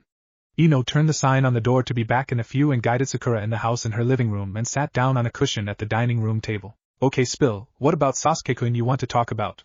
Sakura signed and prepared for Ino's reaction. Hokage office. Hokage was sitting in battling his worst enemy, paperwork, wishing to do away with it or at least hoping for a brief distraction. Unfortunately for him, he got his wish in the form of an overdue visitor, because Tsunade slammed the doors open with what to be hope in her eyes, breathing hard as she just ran a mile. Is it true? Is my grandson alive? Hiruzen was shocked at the sudden appearance of his student. And what did she mean to her grandson? Hello Tsunadeheim, it's good to see that you are well, but what do you mean your grandson? Tsunade eyes widen a bit and sigh as she pinches her temples. Kami have mercy on that pervert, I guess he didn't tell you. Tsunade took a seat in front of her sensei. I'm sure you are aware of Minato being Jiraiya's son? I am. From what I learned, Minato was an orphan before Jiraiya came along and adopted him. That's not necessarily the case. Jiraiya didn't adopt him, he is his actual father. Tsunade stated, gauging his reaction, and as she thought, he took it as a surprise considering his pipe fell out of his mouth. And that's not all. What else could there be? And who's Minato's mother? Hiruzen asked. Tsunade was quiet for a moment before mumbling something. Do you care to repeat that? It's me, Tsunade answered. I'm his mother. After Dan's death, I left the village as you know. One night Jiraiya found me and we played a game of poker and we each made a bet. If I win, he would pay off one of my debts, and if he won, I'd go on a date with him. As you know, he won, and we went to a bar and had a few drinks. That's when things got dangerous. We ended up at a hotel and then the rest is history. Hiruzen nodded. Why didn't you return with Minato and how come no one knew? Because of Minato-kun. I told him about his family and the village. He was excited and wanted to become a shinobi for the village. He knew of my disdain and told me to come when I'm ready. Funny, right? I'm his mother, and he was concerned for me and my image. He kept his status a secret, that way he wouldn't be forced in the CRA and for my image. That way no one would think I would abandon him. But her fist clenched in anger as she gritted her teeth. When Jiraiya told me about Kushina being pregnant, I was ready to return, and when I did, I was surprised to see he was marrying a Uzumaki. So I decided to wait to let the village know about Minato until his baby was born. I understand. So why did you think Naruto-kun was dead? Hiruzen asked. Because the elders and Danzo told me they were killed by the fox. When I returned from the search for the snake team, the fox was already sealed. I went towards Minato-kun's house and Danzo was there with the two old bats. He told me Minato and his family were killed, so I left with Shizen and never came back. Tsunade finished, leaking some ki along with Hiruzen. I should have known. Ever since he was young, Naruto was targeted by the corrupted Warhawk to become his personnel weapon. He even gained control of the civilian council with the help of my former teammates. I swear I'm getting too old for this shit. Well, how was his life here in the village? He was the son of Minato-kun, so I hope he wasn't spoiled. Tsunade asked eagerly. Hiruzen started to sweat a bit. Well, you see, Yamanaka's residence. Ino was staring across her dining room table at Sakura after Sakura informed her about her mission with her team. The platinum blonde couldn't believe that her Sasuke would use Sakura as a sacrifice, and to make things more surprising, Naruto, the former dead last, jumped in front of the pinkette and took a hit. Ino, I know how you're feeling right now, but I think you should give up on Sasuke. But what about marrying him? He's the best. He was the best but not anymore. He lost multiple fights since we were put on a team. On the wave mission, he fought an ice user and lost, but Naruto beat him. He fought Naruto in a spar with his Sharingan but lost. And lastly, the new Nin who attacked me was beaten by Naruto, the same one that beat Sasuke, Sakura said, drinking some tea. Ino was amazed. She always believed that Sasuke was the ace of Team 7, but it seems Naruto was stronger, and she didn't want to admit it, but she found it romantic that Naruto took a hit for Sakura, like a knight for her princess. I guess we were wrong about the two of them, Sakura nodded. We are more than that. Ino stared at Sakura confusingly. We were bitches, we worshipped Sasuke so much, we treated everyone else like crap. We did because he's a Uchiha and he was an orphan. But so was Naruto, but he was ignored and bullied by everyone including us. But that was his fault, he was annoying and always pulled pranks. Ino argued. Sakura shook her head. Be that as it may, if I think about it, Naruto-kun might be the perfect guy for me. Also I think I know why he was pulling pranks, and I'm pretty sure it wasn't just for enjoyment. During the wave mission, I found out a little about Naruto's past, and it was pretty bad. Well, how bad was it? Well, we learned from Kakashi-sensei while he was in the orphanage, he was isolated from the other kids, they had him sleep in the basement, barely feed him and kept his room cold. But things changed when he turned 6 years old. Ino breathed in relief. Things changed for the better, I assume. After all, how could someone with a bad past always be happy? Sakura shook his head. No, it gets worse. Ino was about to ask, until Sakura halted her. He was kicked out when he was 6 and was digging through garbage to find his next meal. Ino held a hand over her mouth as gasp. But there's more, he used to sleep in dark alleys and in sewers. Sakura said with tears in her eyes, picturing a little Naruto shivering in the cold. Ino started to get worried. Okay, I get it. It was bad, now please stop. No! Sakura yelled, startling Ino. Just listen, please. Ino nodded. After he was kicked and went through all that, the villagers started hunting down. They beat him, and he had no one to comfort him beside the ramen people. Sakura had tears pouring down her face which confused the platinum blonde. Ino was upset at the villagers, but what accused her was how Sakura was handling it. Why was she so affected by this? Why does this upset you? There's nothing you could have done. Sakura stopped sobbing and glared at the blonde, but not in anger. It was guilt. You know why this upsets me? Because we added to his pain. Ino's eyes widened. He was called a demon by the villagers, and in the academy we made fun of him when he wanted friends. And what's worse, my mom wanted me to be friends with him, but I followed the crowd because I didn't want to be made fun of. Ino was now sobbing at the guilt she was feeling. But he was annoying, and was an idiot. Ino tried to defend. Remember all those pranks? I do, and you know what else I remember, Naruto-kun never pranked us. He never did anything to us. So why was I so bothered by it? For Kami's sake, we treated Kiba better than Naruto, Kiba, who I remind you is a pervert and looks down on women. Ino started to rub her eyes, trying to wipe away the tears. Kakashi told me the only reason he pranks people is for attention. He didn't like being ignored and glared at, so by pranking, he was looked at as an annoying kid. Ino finished. Ino never thought about it before. Naruto never targeted kids for his pranks, only adults, and now hearing this, they probably deserved it. And now that she noticed it. Whenever she saw him smile, it seemed forced, but she never thought of it because she never cared for her fellow blonde because she always focused on the Uchiha. But after hearing about the incident, she started to look at both Team 7 boys in different ways. She always dreams about getting married one day to a knight in shining armor, and she assumed Sasuke was the one to fit the description. Now, after hearing about the emo, she was having second thoughts about pursuing any relationship with him. He's amazing, regardless of how the village treats him, he still wants to be Hokage and protect the village. I wish I could also be strong like him. Sakura blushed before continuing. I think I'm going to give Naruto-kun a chance, he proved to me how much he cares about me. Sakura announced. Even though he said he will never pursue me again, he didn't say his feelings were gone. Hold up, forehead, not so fast. Ino interjects. Why do you get to have Naruto? What if I want him? Sakura gasps in surprise before glaring at her old friend. And why would you want him, Ino pig? You hardly know him. Sakura yelled. Why wouldn't I? After everything you said, I would be stupid not go for him. Should I remind you, you said he's kind-hearted, strong, dedicated, and practically a knight. He jumped in front of an attack to save you. That's so romantic. I may not know him much, but from what you told me, he has the quality of a good man. I just get to know him better and show him my good side. He shouldn't be able to resist my charm, especially since I'm way more beautiful than you are. Ino said with confidence. Fat chance pig, Naruto-kun will be mine. After all, we already kiss. Ino was surprised but quickly hid it. Well, I guess I have to give an even better one. Like I let you. Sakura and Ino continue back and forth, but they would never admit they were enjoying each other's company. Council room. The shinobi clan head and the civilian council received word of a meeting of great importance, and was waiting for their leader. But soon the wait was over, when the doors opened revealing the Hokage. The clan heads did a slight bow towards as a show of respect, and Mabuki was the only one to bow on the civilian side. I'm glad everyone is here, now let's begin this meeting. Hiruzen started with a slight chuckle. What is this meeting about, Hiruzen? Danzo questioned. It's funny you should ask, you see it actually involves you. Danzo was confused. Has his root headquarters been found out? He doubts that. He was sure he wasn't missing an agent. You can come in now.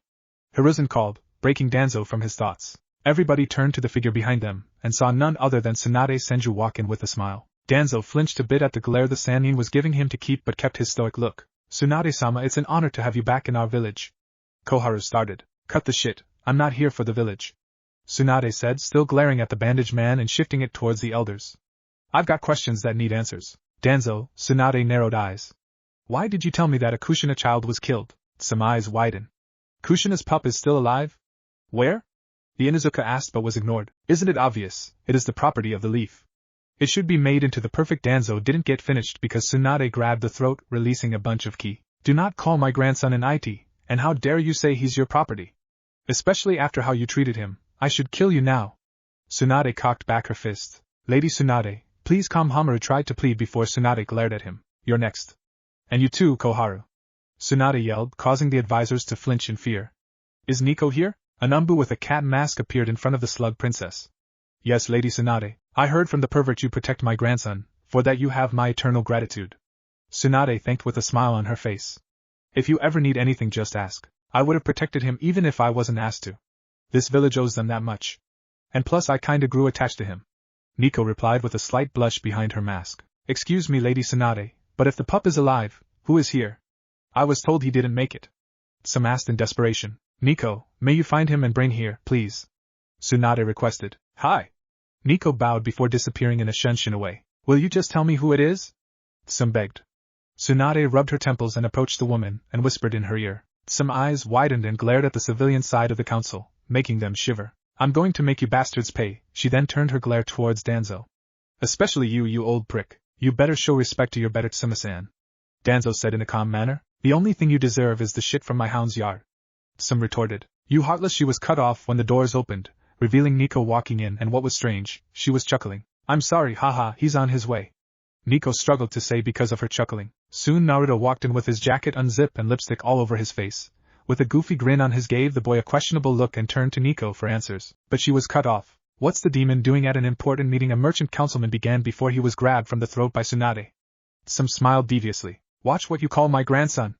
Everyone's eyes widened, while the civilian side was shaking in fear, remembering everything they did to the boy. And if I remember, isn't there a law about that word? Nico. Tsunade called the man towards the umbu as Nico unsheathed her sword and cut the man's neck off. Hiruzen looked at Tsunade in concern. Tsunade noticed and smirked. I got over my fear, sensei. Hiruzen nodded and turned to Naruto, who was still in a daze. Nico, what's the matter with the boy? Nico started to laugh. Anko, sir. Hiruzen quirked an eyebrow. Apparently those two are a thing. All the males beside Danzo looked at Naruto in amazement. Naruto soon snapped out his gaze and realized he was in the council room. He was about to ask why he was here when he was suddenly swooped up by his feet in a huge hug. Naruto-kun! You're alive. I can't believe you are alive. Naruto was suffocating, gasping for air.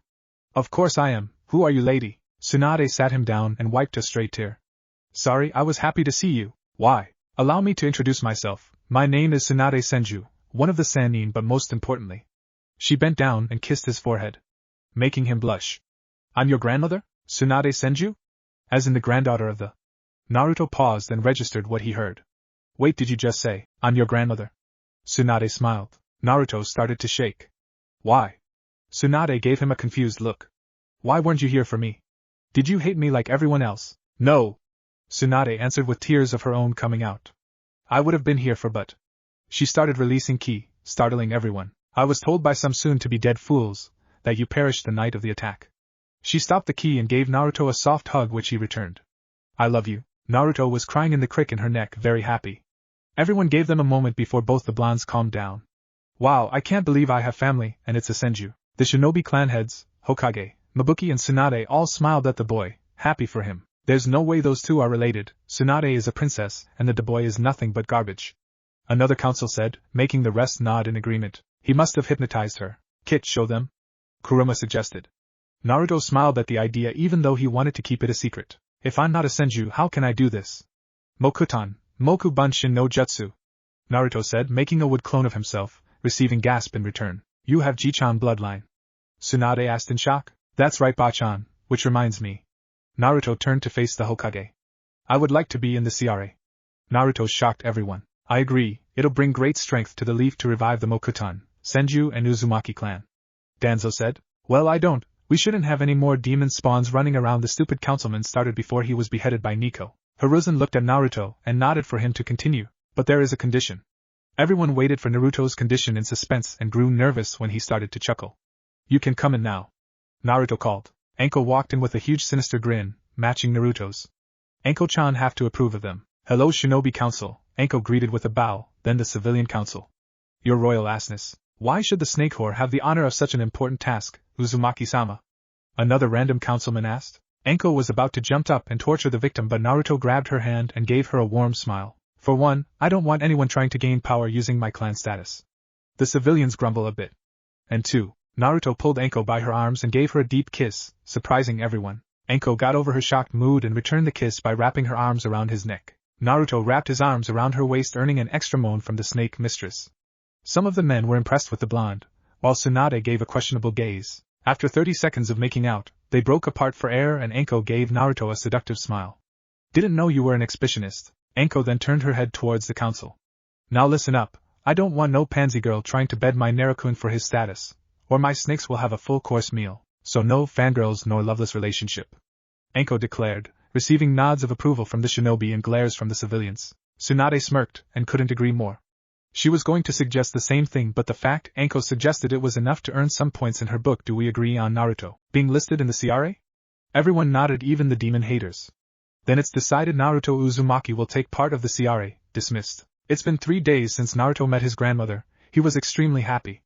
Once Tsunade found out he was living in an apartment at the Red District, she almost raised hell. She just needed that little push, and that push came in the form of a civilian who noticed Tsunade walking next to Naruto. He tried to pull Naruto away from her, claiming the demon was trying to taint their princess, and to make matters worse, more civilians joined in. It was safe to say, the hospital was almost full that afternoon. Naruto was happy, he had family, he had a new place to live, but the biggest surprise, he also had a new friend in Shizen Kato. If he could describe her in a way, he would say she is the opposite of Anko, which isn't good or bad. Shizen was calm, patient, and level-headed. She was also a rational thinker. Naruto decided to learn about poison from her. He may not be able to do medical ninjutsu, but he could probably make poison and antidotes. Naruto had to be honest, he enjoyed Shizen company. She was the first female he met that wasn't brash, violent, or weird. Shizen took to the blonde well, she enjoyed his company well. He was easy to get along with and fun to talk to. He reminded her of her uncle whenever he talked about being Hokage, and she respected how he valued bonds and cherished them as well. Tsunade had informed Shizen about Naruto being in the CRA and suggested she join. Shizen had blushed up a storm, claiming she didn't know the boy. Tsunade gave a smirk that Shizen recognized. It means Tsunade was planning something. Tsunade ordered Naruto to go get some flower seeds and she forced Shizen to join. Shizen was blushing because she knew what her sensei was planning, but she did want to get to know Naruto more, so she went along with the plan. Do you know what kind of flower Bachan wants? Shizen nodded. She wants anything red, yellow and purple. Red for Uzumaki, purple for Senju, and yellow is a secret. Shizen teased. Sign asterisk, it's my dad, isn't it? Why won't anyone tell me who he is? Well, at first it was because we thought you couldn't keep a secret. But now that's not the case. What do you mean? Naruto asked. Shizen started to giggle. Well, you are training right now, and everyone assumes if you find out who your father was, you would be begging to learn his jutsu. Shizen answered. How strong are they? AS rank. Naruto pouted. Shizen giggled and rubbed his back. It's alright just to be patient for me? Shizen asked. Naruto looked at Shizen and signed. Fine, I guess I can't ignore a request from a beautiful lady, Naruto said with a smirk when he saw Shizen blush. Nice one, Kit, you are finally stepping out of your cage. Kuruma complimented. Shizen calmed down and gave Naruto a sad look. You don't have to lie, I'm aware of my boyish look. Even with theses. Shizen pushed up her breast. Most guys don't pay attention to me, that's their loss. Shizen turned to Naruto and continued. You might not have big like other girls doesn't mean you aren't beautiful. I think you have a natural beauty. When I'm with you, I feel calm and relaxed with you. So don't worry, if no one wants you, I'll go out with you. Naruto said with a grin. Shizen blushed and gave Naruto a warm smile. She bent down and kissed his cheek. Well, how about we go out later? She said with a wink. Naruto blushed and nodded as they headed towards the flower shop, Yamanaka flower shop. Ino was annoyed. After her conversation with Sakura, she decided to look for her fellow blonde but couldn't find any trace of him. She wanted to get to Naruto, her future husband, a little better after Sakura informed her about Naruto's action. She still found it very romantic and heroic. As she was in her train of thoughts, Naruto walked in with Shizen. Hey Ino, how are you? Ino snapped out of her thoughts and gave a warm smile to the boy who infected her thoughts and blush at his new outfit. Naruto-kun, there you are. I've been looking for you. Naruto was confused when he heard this and was even more confused when he heard the suffix, although it kinda made him blush coming from Ino. Regardless of how she treated him, he couldn't deny she was cute. Not to sound rude, but why were you looking for me? We're not exactly close. Ino frowned at the comment, causing Naruto to feel guilty. I'm sorry, I didn't mean. It's okay. Ino cut him off. I've been nothing but mean to you. I was looking for you because I wanted to apologize to you and get to know you better, especially after what Sakura told me about what transpired during your mission. After I heard about that, I wanted to get to know you, but I understand if you don't want to. Sure, in fact, why don't you come with us? I was showing Shizen-chan around the village, and I'm sure she would love to talk to another female. We will come back for the seeds later. Naruto offers, turning to his female companion, who gives him a nod of approval. Sure, let me close down and we can go. Ino said with a cheer and turned the signs on the door, then latched herself on Naruto's arm, surprising him. What are you doing? Naruto asked. Well, this is a date with two beautiful girls, so this is normal. Right, Shizen-san, was it? Ino answered. Shizen giggled and held Naruto's hand. Right, so where are we going? Naruto chuckled and decided to take them to a kimchi barbecue. When they got there, they sat at a table with a grill. So what are we eating? I'm ordering shrimp, beef, and pork. I'm not eating any meat, I'm on a diet and got to keep my figure. Ino answered, causing Shizen to give her a look of misbelief. What do you mean diet, aren't you a kunoichi? Shizen asked. Well yeah, but I gotta watch my figure. Like you? Shizen pinched her temples. Ino-san, I never dieted in my life. It's unhealthy and it can lead to a kunoichi death. Shizen said, surprising Ino. But if you never diet, how do you have that beautiful body? Ino asked. Told you you were beautiful. Naruto commented. Shizen blushed and coughed in her hand to regain herself. Thank you for the compliment, and to answer your question, I train. Training helps build up stamina and strength. If you keep dieting, you'll harm your body. Ino was surprised. She didn't realize she was harming her body. Thank you for your advice, by the way, Shizen. Who are you? I'm a medic nin and the apprentice of Tsunade Senju. Shizen answered. Ino's eyes went wide when she heard the slug princess name. You're the apprentice of Tsunade-sama? Ino practically shouted. Ino, Naruto? The two blondes turned to the voice and saw Sakura and Hinata looking at them. Hey forehead, Hinata-san. We were about to come see if you wanted to hang out with us. Hey Naruto, what are you doing here and who's this? Sakura said, while looking away from Naruto with blush. Naruto and Shizen-san came by the shop earlier to get some seeds and invited me along to show Shizen-san around the village. Get this, she's the apprentice of the Tsunade Senju. Sakura turned her head towards Shizen so fast, it almost snapped her neck. Really, she's every kunoichi idol. I'm surprised she's in the village, she said, sitting at the table, next to Ino, while Hinata sat next to Shizen. She was even more surprised to find her grandson still alive. When she heard the news, she rushed back to the village like an angry tiger. Shizen said, I wasn't aware that Tsunade-sama had a grandson. Hinata finally spoke. Yeah, I was surprised as well. Naruto said, confusing the younger girls. Why would you be surprised by that, Naruto-kun? Do you know him? Sakura asked her new crush. Because Naruto-kun is her grandson. Shizen answered. Ino's jaw dropped. Hinata fainted and Sakura walked up to Naruto and shook him fast. Why didn't you tell me? We're teammates. Sakura asked. Because I didn't know. Now can you let me go, Sakura-chan? Sakura stopped and blushed in embarrassment. Believe it, if I knew I would tell you. Hey, how would you three like to meet her? Naruto offered. Faster than light, Sakura and Ino were right in his face with stars in their eyes. Really? You're the best, Naruto-kun. Both girls squealed at the same time and both kissed him on the cheek, causing Hinata to glare a bit, and Shizen's smile to twitch a bit. Naruto turned to Hinata, who started to blush. Are you coming too, Hinata-chan? Naruto asked with a warm smile, causing the Hyuga to pass out. Take that as a yes. Ino interjected. Naruto nodded and then finished eating. To Shizen's dismay, she had to convince Sakura to stop dieting as well, and after the speech, Sakura, along with Ino, started eating more meat. After Naruto paid for all 5 of them, they proceeded to head towards the Senju compound. On the way, Naruto instincts kicked in, but it wasn't dangerous, and he was soon tackled by a purple blur known as Anko. Before he could question who it was, he felt someone's tongue enter his mouth and he recognized the taste of dangos, so he started to reciprocate it. The rest of the group was blushing up a storm when this mystery woman appeared out of nowhere, and kissed their Naruto-kun. Anko pulled back slowly and smiled.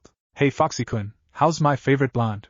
Anko asked, getting off her boyfriend/fiancé. Ino and Sakura were glaring in jealousy, but not because of the kiss, okay maybe a little, but because of how Anko was sexy from her body. They looked at their bodies and back at Anko, then started to cry anime tears. Hinta stepped towards Anko to speak. Excuse me, but who are you? Anko turned to the girl and smiled.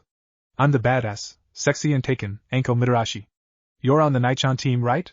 Hinata nodded. You're also the one who has been following. Hinata let out a eep and covered Anko's mouth, confusing the others. Anko smirked. Perfect, I've been looking forward to a one-on-one time with you.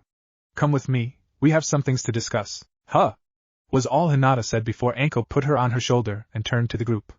Don't worry about us, you can go ahead. We'll meet up later, the snake mistress said before giving Naruto a deep passionate kiss and leaping away with Hinata on her shoulder. Well, that happened? Naruto said. The others nodded after his words and left. Anko headed towards the forest of death and landed in front of the gates, and dropped Hinata on her ass. Okay girlie, I'm not going to beat around the bush. I know you like Foxy-kun, but I'm not going to allow you to date him, Anko said to the girl. Hinata's eyes widened and she began to tear up. Why? I love Naruto-kun, Hinata said. Anko smirked and started her plan. Oh, believe me I know, but here is something you didn't know. Foxy-kun is in the CRA, and as the matriarch female, I'm allowed to decide who's in and who's not. And I don't think you're good enough, Anko said, causing the girl to cry. But I can help you change that. Hinata stopped crying instinctively and was now focused. What do you mean? Anko jumped on the fence and crossed her legs. You're too soft and weak. You stutter too much and have no confidence. I've seen you train and you have hidden potential, which I can bring out. Foxy-kun is going to have a lot of enemies in the future and I don't want no one holding him down, understand? Hinata nodded her head. Foxy-kun is the type to risk his life for people he cares about, and if you date him you become a part of our family. Which means you'll have to protect him as well, so to keep it short, if you don't impress me after our training, you will not be with him. Now do you accept me as a second sensei or give up on Foxy-kun? Hinata was quiet for a while before closing her eyes. When she opened her eyes, it showed determination which impressed the snake mistress. I'll do whatever it takes, Hinata said without stuttering. Great, we'll start tomorrow and then, Anko's hell training will begin. Senju compound. Naruto and Shizen arrived back at the compound with Ino and Sakura in tow. Bachan? Naruto called out, as he stepped in the house. They went to the dining room and found Tsunade drinking some sake. Welcome back, Naruto-chan, Shizen. Who's these two girls behind you? Tsunade asked. Naruto walked up to her and gave her a hug, one of the many they owed each other. This is Sakura-chan and Ino-chan, they wanted to meet you. Naruto answered. Tsunade stood up and approached the girls. It's nice to meet you, Sakura and Ino. Sakura, from what Naruto told me, you have perfect chakra control and I was wondering how would you feel if you became a med? If you're on my grandson's team, I want you to be able to support him, and not just rely on him. So how about I train you? Sakura's mouth dropped, she had just been offered the chance to train with the Tsunade Senju. It'll be an honor to train under you, Sakura said with a bow. Ino got in front of Tsunade in a begging position. Can you train me too? Ino begged desperately, but before Tsunade could answer, Shizen intervened. Actually, Ino-san, may you allow me to train you? You see, I'm a medic nin, but I'm a poison fighter. Owning a flower shop gives you a lot of possibilities. Also, I always wanted to train a student on my own, so what do you say? Would you mind having me? Shizen said. Ino was shocked. Sure, it was the slug Sannin, but it was her apprentice, and she could use her flowers as a weapon. Also, it would be a good step for her life to get back on track. Ino then approached the raven-haired and bowed. I accept your offer, Shizen-sensei. Naruto was happy for the girls. They now have a chance to go from fangirls to kunoichi. Naruto-chan. Naruto turned to Tsunade with a questionable gaze. Miko appeared earlier and she wanted to talk to you. She's in the backyard. She said you'll know why? Naruto nodded and went to the back of the house and found her. Hello Naruto-kun, how are you? I'm fine, is everything okay? Naruto asked. Yugao nodded. Everything is fine, but your training will conclude in 2 months. You learn all my techniques, some ninjutsu and taijutsu. You still need to learn more seals from your mother scrolls, but overall skill-wise you are a jonin. But you're a low chunin in experience. It's time we refine your skill, so with the permission of Hokage-sama, you will become Anbu for 2 months going on B-rank missions with me or higher if I feel you're ready. This will help you gain experience, and when we're not on missions, you'll train in the Anbu gauntlet with me doing simulation training. Do you accept it? Of course, Nico-sensei. Thank you for everything. I wish I could give you something to show my appreciation. Oh. Naruto pulled out a scroll and tossed it towards the Anbu. I wanted to give you this, but I guess I got sidetracked. Nico chuckled but unsealed the scroll, revealing Umi Bunkatsu. Yugao gasped at the sword and turned to Naruto. Is this Umi Bunkatsu? But how? Well, on my last mission, I was able to beat a missing nin who was wielding this blade. Since I have my Kachan blade, I thought you should have this one. Naruto said. Yugao was surprised. She had a legendary blade of water and Naruto was the reason she had this powerful weapon in her hand. Yugao approached Naruto and removed her mask, confusing the blonde, then he suddenly blushed when she kissed him on the cheek. Thank you Naruto-kun, I guess now we could help each other. You know in some countries giving a swordsman a sword as valuable as this is considered a proposal, Yugao said, causing the blonde to blush. As she looked back at the blade, she thought of her previous conversation with Hate, her ex-boyfriend. Flashback. What? Yugao asked, facing her boyfriend with disbelief on her face. She was facing her boyfriend in her apartment. I'm breaking up with you, but it's not you, it's me. You see, I'm slowly dying. I didn't want to tell you until Tsunade-sama confirmed it. She said I have an incurable heart disease and it could happen any day now. Hate explained, sitting on their couch. But why break up with me? Shouldn't we spend your last days together? Yugao pleaded. Hate shook his head. Because you need to unattach yourself to me, it'll be harder for you to let go. I don't want you to dwell on my death. I want you to find someone to love you as much as I do. Maybe that Naruto guy. Naruto? Yugao repeated confusingly. Hate smiled and nodded. You haven't noticed? You always talked about how much fun it is to train him, that he has high potential and so much fun to be around. And don't let me add how he was treating Anko like a princess, and would make the perfect husband for anyone. Yugao blushed in embarrassment, causing Hate to chuckle. He got on his feet and approached the blushing Umbu. Listen, I love you and always will, but after today we shouldn't see each other anymore. It's the best for you. I'll be dead soon, but you'll live and be happy for the both of us. Just promise me something, anything. Yugao responded. Hate adopted a teasing smirk. Name your first kid after me. Hate said, causing Yugao to blush. Flashback end. Nico-sensei? Yugao looked up and smiled at the blonde. She had to admit, she was becoming a little attracted to the blonde and he always gave off this warm aura. She informed Anko of Hayat's wishes and Anko fully supported the thought after comforting her sister figure. I'm fine Naruto-kun, how about we get going? Go say goodbye to your friends and family before we leave because you won't see each other for 2 months. Yugao said. Naruto nodded and went inside his home to say his goodbye, although he told them he was going on a training mission and not in Umbu. Tsunade hugged the boys, covering him with kisses. Shizen decided to take a step further and gave him a peck on the lips. Sakura and Ino, not wanting to lose, kissed him on both of his cheeks, causing the boy to blush. But none of that was even comparable to when he found Anko at her apartment to inform her. When Naruto broke the news to her, Anko told him we're going to make up for future time and dragged him into her bedroom. After around 30 minutes, Naruto was covered with lavender lips and on his chest was Anko Heim property. And he had a goofy grin on his face, which caused Yugao to chuckle. After that they left and headed towards Umbu headquarters to begin Naruto's training. Kit, I'll teach you some more elemental jutsu and some of the fox-style techniques. Plus it's about time to get rid of your hatred, so you harness more of my chakra. We will talk more when your true training begins. Kuruma said, receiving a nod from Naruto. Uchiha compound the next day. Kakashi just arrived at the compound and appeared at his raven hair student window and saw Sasuke just waking up. Yo! Kakashi greeted. Kakashi-sensei, what do you want? Sasuke asked in a cold tone. Well, I got some news for you. It turns out Naruto and Sakura are going to be busy the next 2 months. The Hokage didn't let me know what they will be doing, but it's just going to be us. Sasuke smirked at this. No one will get in his way of training. With him and Kakashi alone, he will become stronger. So what now? Sasuke asked. Well, we're still going to complete some D-rank missions and after that, I'll work on strengthening your Sharingan. I'll teach you some Genjutsu, as well as help you perfect your Taijutsu. And if your progress is good, I'll teach you some fire ninjutsu. Kakashi said. Sasuke smirked and nodded. Let's get started. 2 months later, the meeting of Jounin-sensei has called to see which team will be nominated for the Chunin exams. If you think your team is ready, please present yourself. We'll start with the rookies of the Jounin team. Hiruzen stated. Kakashi stepped forward. I, Kakashi Hatake, nominate Team 7 consist of Uchiha Sasuke, Haruno Sakura and Uzumaki Naruto for the Chunin exams. Kakashi said, stepping back.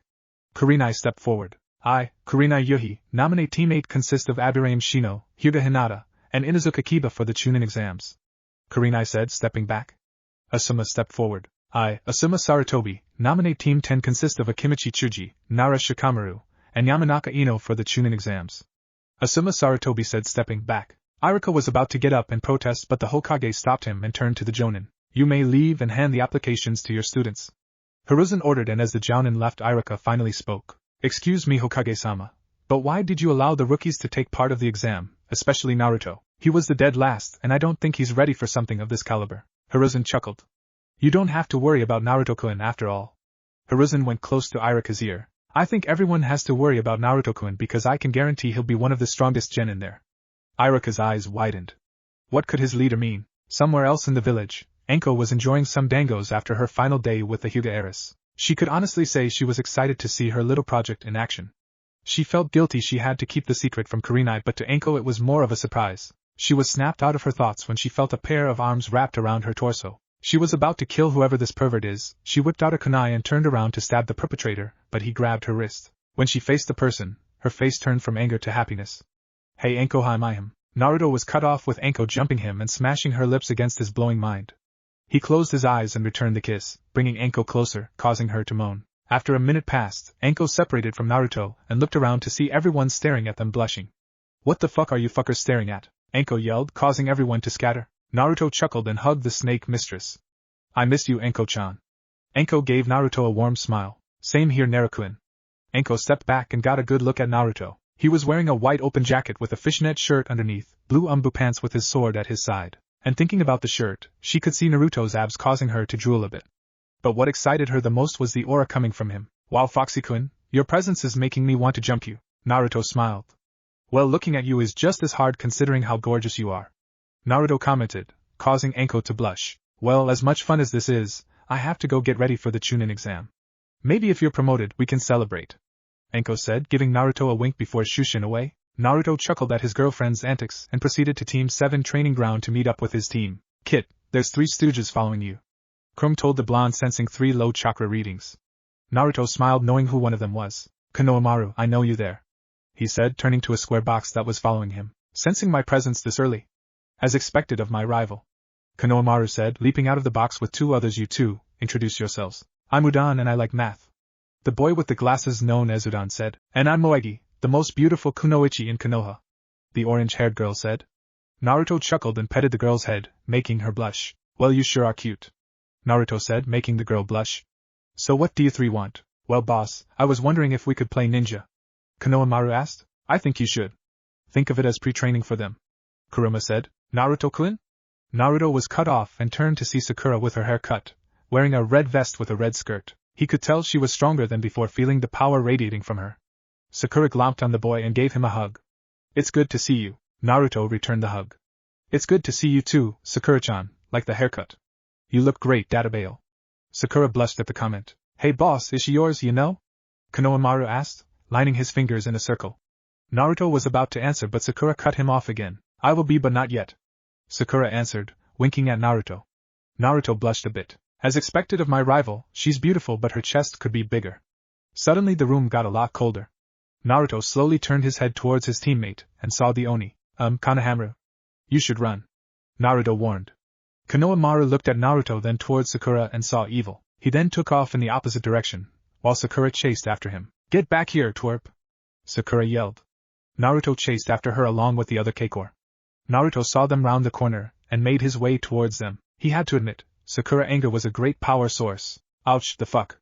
Naruto arrives behind Sakura to find his protege being yanked up by the collar by a catboy thingy. But what caught his eye was the kunoichi standing next to him. Nice legs, Kuruma commented. Naruto nodded in agreement. The girl looked at Naruto and blushed a bit with a smirk on her face. Looks like the blonde hottie is checking me out. Gotta say, love the eyes, the girl thought. Excuse me, ma'am, but may you please let go of my friend?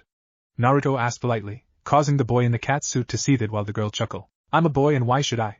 He ran into me. Maybe I should teach him a lesson to watch where he is going. The boy cocked his fist back and was about to punch, but all of a sudden he felt metal on his throat. He looked down and saw a tip of a blade pointing at him. When he looked into the blonde eyes, he saw that they were slit. I'm sorry, but I should have been more clear. Put him down or die, Naruto said, releasing some ki. The boy dropped Konohamaru, who ran behind Naruto. The boy reached for his bandages, but as soon as he touched them he felt a blade touching the back of his neck. He turned around and saw the same blonde who was just standing in front of him. Naruto-kun is amazing, Sakura thought. Strong and handsome. I think I just found a potential boyfriend, the girl thought. Boss is so cool, the 3 kids thought, with Moegi having hearts in her eyes. That's strike 2. If you attempt to harm anyone from my village, not only will you be kicked out of the exams, but you will die here and now. Plus the guy in the tree next to my teammate is getting pissed. You can come out now, Sasuke, and so can you, Red, Naruto said, returning to Sakura's side. Sasuke jumped down from the tree, but surprised him that there was somebody behind, and he didn't sense him, but Naruto did. Sasuke glared at the blonde. How strong are you? I couldn't sense this guy, but the dobe could. The girl looked at Sasuke and back at Naruto. He's cute, but the blonde is way better. The red glared at the catsuit man in anger. Kankaro, you're a disgrace to our village. Be but Gaara. Shut up or I'll kill you, Gaara said, jumping down landing next to his team. He turned to Naruto and bowed. I'm sorry for the trouble my teammate has caused. Gaara turned to walk away with his team. Wait, who are you? Sasuke asked, glaring at the redhead. Who, me? The girl asked. No, the guy with the gourd. Sasuke responded. Naruto walked behind Sasuke and smacked him on the head, then turned to his fellow blonde. I'm sorry, he plays for the other team. He doesn't appreciate beauty as such as yourself, Naruto said, making the girl blush. My name is Sabaka no Gaara. I'm interested in learning your name, the redhead said. Sasuke smirked. Of course you heard of the dash. I wasn't speaking to you. Gaara cut the Uchiha off and turned to the male blonde. Naruto quirked an eyebrow and gave Gaara a challenging smirk. Naruto Uzumaki, future Hokage. Naruto then turned to the blonde girl and gave the girl a warm smile. I know the team didn't care, but would you mind telling me your name? The girl returned the smile and gave the blonde a wink. Sabaka no Tamari. Tamari said. Naruto approached the girl and grabbed her hand, then kissed her knuckles, making the girl blush. Haha, smooth moves, kid. By the way, this boy has my crazy brother Shikaka sealed inside him. Looking at the boy, you can tell he never slept in a day of his life. Maybe you should help him. Use my chakra and challenge him, Kuruma said. Naruto nodded. Hey Gaara, was it? I got a message for Shikaku from number 9.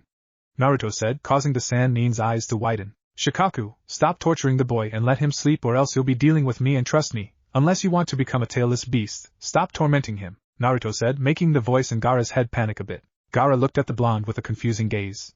Mother says I can sleep tonight. Temari and Kankuro's eyes widened. Temari turned to her fellow blonde and wrapped in a hug, then kissed him on the cheek. Thanks for helping my brother, maybe we could meet up later? Temari said before turning around and leaving with her brothers. Naruto turned to his teammates and the kids. Let's go guys, we are supposed to meet up with Kakashi-sensei and Konohamaru. I'll hang out with you later. We have to go, Naruto said. Got it boss, see ya.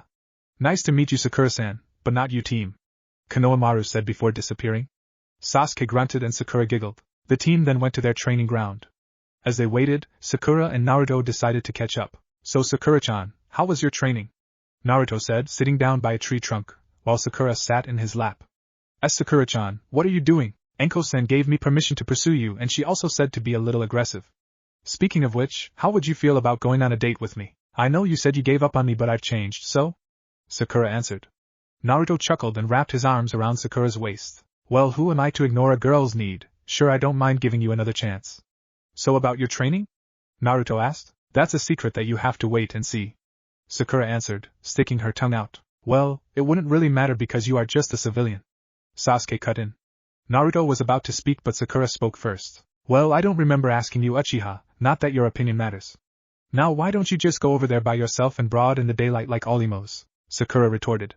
Sasuke's jaw dropped. His fangirl just told him off. Naruto was staring at Sakura in amazement. Sakura turned to the blonde and was about to question him because of the way he was looking at her. She was surprised when Naruto smashed his lips onto hers and wrapped his arms around her waist, pulling her closer. He pulled back and smiled at the pinkette. Sorry, but talking down to the team kinda turned me on a bit. Sakura just nodded with a day expression on her face. Yo. The three turned to Kakashi, who appeared out of nowhere. Naruto, Sakura, it's good to see you too. Today there will be no training, but I have something for you three. Kakashi handed them an application. These are for the Chunin exams. Fill them out and head to the academy tomorrow at noon. Good luck, Naruto and Sakura. Do your best and keep up with Sasuke. You two missed out on a lot of training, so don't be surprised if you two don't make the cut. See ya, Kakashi said before disappearing. Naruto and Sakura smirked. They couldn't wait to surprise their sensei with their results. Naruto put a hand on Sakura's shoulder. She turned to face him. How about a mini date? Sakura wrapped her arms around his neck and smiled. Sure, we can go to Ichiraku's ramen. I haven't had any in a while. Naruto nodded and shunshined both of them away. Sasuke just gritted his teeth and left. Naruto-chan, please be careful, the exams are dangerous. With that said, I expected you to be promoted, Tsunade told her grandson. Naruto smiled and hugged Tsunade. I'll be fine, I promise, Naruto told her before releasing her and approaching Shizen. She was giving Naruto a warm smile, then kissed him on the cheek. For good luck, Shizen said. Naruto blushed and nodded. He headed out the door towards the academy to meet up with his teammates. It was his time, he would be one step closer to his dream. All his hard work will pay off, at least that he was hoping for. Naruto. Naruto looked up and saw Sakura waving at him, smiling. Sasuke was in the back with his eyes closed. Naruto approached the team, receiving a hug from Sakura. Are you ready? Of course, it's time to show the world that Team 7 is the greatest team, Naruto said, leading his teammates to the exam. Sasuke seethed, thinking he should be the one to lead. When they walked up the first set of stairs, they noticed Team Guy. Please, we just want to take the exam. Tenten pleaded on the ground. Naruto smiled. He knew she was faking but didn't know why. He then looked at the room door in front of them. It said 302. Sakura-chan, this is the wrong floor. Let's move upstairs. Naruto whispered. Sakura nodded and was about to follow Naruto. Remove the genjutsu, it's pathetic. Sasuke said, walking forward. He was trying to put himself on a pedestal and show that a Uchiha couldn't be fooled. Sasuke team, I know you like to show off, but what you just did, you just made yourself look like a moron, dumbass. This was a test to weed out the weak, but you had to give everyone the answer. At this rate you're not Chunin material.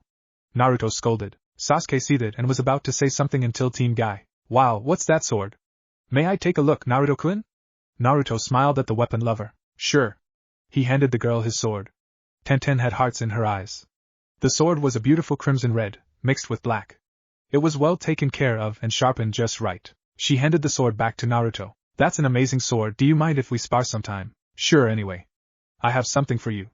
Naruto said, pulling out a scroll and handing it to Tenten. Tenten looked confused but opened the scroll. Her eyes had stars when she saw multiple shurikens, kunais and different swords. Naruto chuckled at her reaction. And here's the best part, they're made out of chakra metal. Tenten's head snapped at Naruto when she heard that. And you'll just give it to me? Of course, you want to be a weapons. Naruto couldn't finish when Tenten slammed her lips onto Naruto. Sakura's eyes twitched a bit. Sasuke didn't care and Team Guy was shocked at the reaction. She pulled back and gave him a flirty wink. Thanks Naruto, maybe after the exam we could train sometime. Tenten said. Naruto nodded dumbly before replying. I'm sure, if I get a kiss like that every time I give you a weapon, I might go hunting for more. Naruto said with a blush and scratched his cheek. Tenten punched Naruto's arm. You have to buy me dinner first. Who knows? You might get lucky. Naruto smiled at that. Are you Naruto Uzumaki? Naruto turned to Neji but for some odd reason, he was glaring at him. You're the one Hinata-sama always talks about and the one responsible for her recent change. Because of you, she now thinks she can change her fate as a failure. Naruto's eyes narrowed at the comment. Let's get some things straight. 1. I have no idea what change you're on about, Anko. And 2. Watch what you say about her. Neji snorted. Or what? Or I might do something I regret.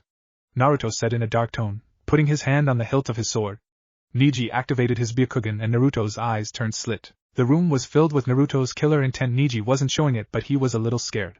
Sakura was concerned Naruto might do something he regrets. You two calm down, it's unyouthful for comrades to fight. Lee said, walking between them. Neji deactivated his eyes and walked towards the stairs. You better not hope we don't face each other. The Hyuga said, walking up the stairs. Tenten shook her head disappointedly. I'm sorry about him, he has a pole stuck up his ass. Tenten commented, causing both Naruto and Sakura to laugh. Lee approached the pinkette blushing. Excuse me, Sakura-chan. You are the most beautiful girl I ever laid my eyes on. Will you be my girlfriend? I promise to protect you with my life. Rock Lee proposed. Sakura looked at the green spandex boy and signed. Sorry Lee, was it? I already have my eyes on someone else. Sakura said. Lee cried anime tears for a second before turning to Sasuke. Excuse me Sasuke Uchiha, I would like you to spar with me. Naruto, Sakura and Tenten looked at Lee with a shocked look on their faces. Sasuke gave Lee an arrogant smirk. You know who I am and still want to fight me. I do. I want to prove genius can beat natural talent. Lee responded. Sasuke, don't do it. The Uchiha turned to Naruto as the blonde continued. You can't beat him as you are, he's strong. Sasuke snorted and turned to face Lee. I'll end this in a minute. Naruto shook his head and turned to walk away. Sakura decided to follow him. Naruto-kun, why did you say that? Do you believe Sasuke will lose? Naruto nodded. Yes, Sasuke's pink eye won't work on him. How come? He doesn't use chakra but he is a pro at taijutsu. Sasuke will not be able to touch him. When they approached the top of the stairs, Kakashi was there waiting for them. Hey you two, where's Sasuke? Getting his glorified ass handed to him by bushy-browed Junior Naruto answered as Sasuke approached them limping. He looked at Naruto and narrowed his eyes. Not a damn word. Sasuke said. Naruto whistled innocently while Sakura giggled. You should have listened to Naruto-kun, he did try to warn you. Sakura said. Sasuke glared at her, causing her to blink confusingly. When you said not a word I thought it only meant for Naruto. Kakashi signed. Well, I'm glad all three of you are here, especially you two Sakura and Naruto. Be safe and even if you don't make Chunin, there's always next year but try your best. Naruto and Sakura looked at each other and smirked. Kakashi had no idea about their training and thought it was funny. When they walked through the doors they were met with glares from multiple glares. Naruto ignored it and walked towards the corner of the room with his team in pursuit. Naruto, test out your Kitsunai. It can couple jutsu like the Sharingan and repel genjutsu towards the caster. I also modified it so you can see chakra levels and hum true attention through their chakra. If it's black, they're a threat, if it's yellow, they're friendly, and blue, they're neutral. Naruto nodded and activated his new dojutsu. His eyes turned gold, and had slits. He looked around the room, analyzing the competition. Across the room, and raven-haired, pink-eyed Kunoichi was looking at Naruto. It can't be. He looks like the Yondaime description. Damn, this couldn't be worse timing. Trying to make an alliance with these tree huggers, to find out the yellow devil has a son. I might be wrong, but if I'm not, Kaa-chan will be avenged. The Kunoichi thought, holding a hilt of a special katana. On the other side of the room, there was a Kumo team of 3 girls. 1 redhead and 2 blondes. One blonde had a twist in her hair, and the other had short hair that goes to her shoulder, but there was something special about these 2 girls. The first one was a Jinchuriki and the second had a sword with a silver hilt. Both the blondes were eyeing Naruto suspiciously. Yujito Samui? What are you 2 staring at? Karu asked. The competition, he has one of the 5 Shatterstar blades like me. Samui answered. Not only that, but there's something about him that feels similar. Yujito added. Karu looked at her teammates confusingly and turned to Naruto. He doesn't seem like much. I bet I'll kick his ass in an instinct. Karu said. If you fight him, you won't win. He's strong, I can feel it. Do not underestimate him if you fight. Samui said in a stern tone. Naruto was analyzing the competition until he snapped out his thoughts. Looks like the gang's all here. Kiba said with Shino and Hinata walking behind him. The Inuzuka turned to Sasuke and smirked. We're so going to kick your ass, Sasuke. I've gotten a lot stronger since the last time. Sasuke smirked. We'll see, won't we? Kiba nodded and turned to Naruto. I'm surprised you're here, dead last, but I guess it was because Sasuke had to backpack your ass. Kiba taunted. Sakura was about to retort, but Naruto put a hand on her shoulder and shook his head. Never underestimate your opponent, Mutt. You might regret it. Naruto said. Kiba was about to retort when a purple blur jumped on Naruto's back. Hello, fellow blonde, I miss you. Ino said, rubbing her cheek against Naruto's. Pig, get off Naruto-kun. Sakura yelled at the blonde, grabbing Naruto's arm and hugging it. Kiba was shocked at the display. Shikamaru and Choji walked towards the group as well. When did the loser become a chick magnet? Kiba asked, then he received a smack on the head from Hinata. It's not nice to insult our friends, Kiba-san. Hinata said, walking to the group and greeting Naruto. You rookies shouldn't be too loud. A silver-haired guy with glasses walked up to the group. You see, some of them are from Kiri and they have a short temper. Everyone here is tense. Kabuto said, pointing at a group of nin, releasing some ki on the rookies, trying to intimidate them. Naruto stepped forward and smiled. Kuruma. Right. Naruto smiled and released some ki of his own, along with Kuruma's chakra, scaring most of the competition. Yeah, that's what I thought. I don't appreciate people glaring at my friends. Sasuke was seething in jealousy at the display. Kiba was shocked. Shino smiled under his jacket, while Sakura, Ino and Hinata was all as the former Uchiha fangirls had hearts in their eyes, while the Hyuga heiress was blushing up a storm. Kabuto narrowed his eyes at Naruto, but soon he turned it to a cheerful eye smile. Wow, pretty impressive. Anyway, I'm Kabuto and I'll help you guys out. Here, let me show you something. He said, pulling out some cards and placing them in front of them. Kabuto-san, how many times did you take these exams? Excuse me for being rude, but you seem a little older than us. Sakura asked. Oh, I took the exam 7 times. Kabuto answered. Wow, you must suck. Kiba commented. Naruto narrowed his eyes. That doesn't make any sense. He has as much chakra as Kakashi-sensei, and he smells like Enko-chan but more potent with a hint of chemicals. Naruto thought. Or these exams are just hard. Kabuto responded by holding up a card. These are chakra-infused cards. It contains information about almost anyone in this room. If there's anyone you want to know about, it'll be a good time to ask. Sasuke stepped up. Anyone, huh? Sabaku no Gaara, Rock Lee and Naruto Uzumaki. Naruto frowned and smirked. I think it speaks very poorly of you, team, to ask about your own teammate. But considering you're a self-righteous prick, I guess it's hard to take your head out your ass. Sasuke gritted his teeth but ignored the comment. Ah, you know their names. Let's see, Rock Lee, he has completed 20 D-rank and 11 C-rank missions, his teammates are Tenten and Niji, and he's skilled in taijutsu, not much information on any other skills. Gaara, his teammates are his brother and sister 14 C-ranks and 1 B-rank missions. Since he's a foreigner there's no info on his skills but it said he completed every mission without a scratch. A B-rank mission, without a scratch. That's something for a genin. Shikamaru commented. Now Naruto Uzumaki, now let's see what Kabuto said in surprise. 32 C-rank, 5 B-ranks, 5 A-ranks. He also received no scratches on his B-rank missions, but the weird thing is, it says here that his skills are mediocre. He should be just a high genin. Kabuto stated. Everyone turned to Naruto with a confused gaze. Naruto just smirked. I guess Jig forgot to update my skills, I should thank him later. Naruto thought. Sakura and Ino analyzed the blonde and smiled. I see, Naruto-kun is keeping his skills a secret. After all, There's no way a regular genin could fight a missing nin with a sword without any skills. Sakura thought. Forehead told me Naruto beat a missing nin, so that means she was either over-exaggerated or Naruto hiding his skills. Ino thought. Sasuke gritted his teeth and glared at the blonde. When did he do those missions? This guy is useless. The dope must be hiding his true power. In the back of the crowd with 3 sound nins, the female of the trio was looking at Naruto. Kabuto-san is a fool. The blonde is practically leaking power. And not just him. The blonde with the ponytail from Kumo and Gaara feels the same. They're the real threat. Minty from Taki has just as much power, but she doesn't feel as strong. Naruto, huh? Maybe he can help me get away from him. Jonin lounge. Wow, I didn't think you would allow your team to do B-rank missions, Kakashi. Asuma said, watching the genin from the monitor alongside his fellow Jonin. I didn't. I have no idea how he completed those missions. Kakashi stated. When did his blonde student complete those missions and why did the Hokage allow it? All he had Sasuke do the past few months was D-ranks, and some light sparring and gave him a few fire jutsus. Do you mind if I join you? Everyone turned to see Yugao walk in the lounge. Yugao-chan, why are you here and not in Umbu headquarters? Kurenai asked. Well, until the exams are over, I'm a Jonin and I'm here to witness my apprentice in action. Yugao answered, standing next to Kurenai. Kakashi gave the Umbu a questionable glance. What? Who's your apprentice? Now why would I spoil it, Kakashi-senpai? I will tell you he's the real threat of the exams. I'm proud to be his teacher. Yugao answered. Kakashi shrugged and turned to the screen. Most likely won't be a match for Sasuke. Most likely it's Tenten, Academy Room. What? Listen to me, we shouldn't do this. Kin tried to warn her teammate. Dosu and Zaku wanted to attack Kabuto for calling them basically nobodies, but Kin was against it since a certain blonde was near the Konoha spy. That Naruto kid is aware. He's been shifting his stance and been listening to us. Shut up, you're just paranoid. Let's go. Dosu said as he and Zaku leapt towards Kabuto. Kin turned her attention to the blonde and saw him smirk as he put his hand on the hilt of his sword. Dosu swiped at Kabuto, breaking his classes with gauntlets. Put this in your cards, the sound will make chunin. Now how will that happen if you're going to be dead? Said Kabuto in Naruto's voice. Kabuto poofed and revealed to be Naruto, and Naruto poofed out of existence revealing to be a Bushin. Dosu then felt a blade on his shoulder. He slowly turned his head and saw the real Naruto holding a sword to his throat.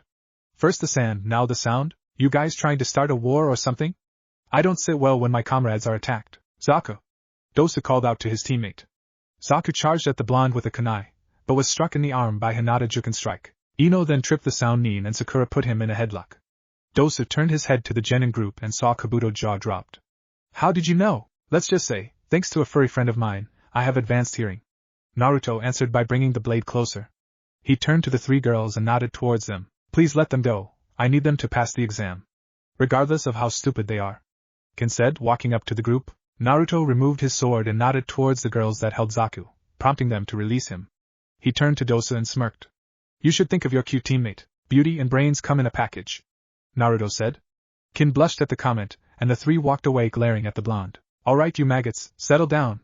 Ibuki said, bursting through the door. Jonin lounge. Kakashi, Asuma and Kurenai were awed when they watched their students in action.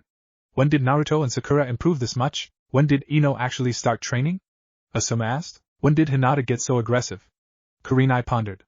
In the village, a woman drinking sake, one outside the forest of death and on shopping with a pig sneezed. Asterisk testing room. Naruto saw down next to a girl from Taki and Temari, both of them eyeing him. He turned to the sheet of paper and narrowed his eyes. What the heck, are these the questions we are supposed to answer? No genin can answer unless you were tutored by an umbu. Alright, listen up. My name is Ibuki and I'm the first proctor. This is a written test and I'm going to explain the rules. Rule 1. Each of you will start off with 10 points. Every time you get a question wrong, you lose a point. Rule 2. This is still a team assignment, which means passing or failing will be determined by the sum of your total 3. If you're caught doing suspicious acts like cheating or whispering, you'll lose 2 points. You have 1 hour to finish. Begin. Naruto chuckled a bit. Ibuki practically told them the objective. He looked at the test, and he was able to answer a few thanks to Yugao, but some of them were hard. He turned to check on his teammates, and wasn't surprised to see Sakura able to answer the question. Sasuke was using his pink eye to cheat. Naruto and Sakura's eyes met, and the blonde started to mouth the questions and Sakura nodded. Naruto turned back around and closed his eyes, while focusing his hearing on Sakura pen sound using his wind affinity and Kuruma sensitive ears and began to write to the rhythm of her pen. After an hour and kicking a few teams out, Ibuki decided to call it. Alright maggots, time's up, Ibuki said. He then turned to Kankuro and smirked. If you're finished playing with your dolls, we can finish. Kankuro flinched a bit and proceeded. Before I give you the 10th question, you have to choose if you are going to take the question. And if you don't, you and your team will fail. Also if you get this wrong, you'll never become a chunin. After a few people left, Naruto noticed Choji about to raise his hand and spoke up. Whatever, I'm not scared. If I remain a genin forever, I guess the old man will have to change the rank system for genin to the strongest because I'm going to be the best. Everyone turned to Naruto and smiled. He's pretty cool. He's awesome, I hope we can become friends. Even though he's that team son, I gotta admit I'm impressed. Naruto-kun is amazing. Yeah. Go Naruto-kun. Blondie is definitely boyfriend material. Gotta admit, he's kinda hot. Yeah Naruto-kun.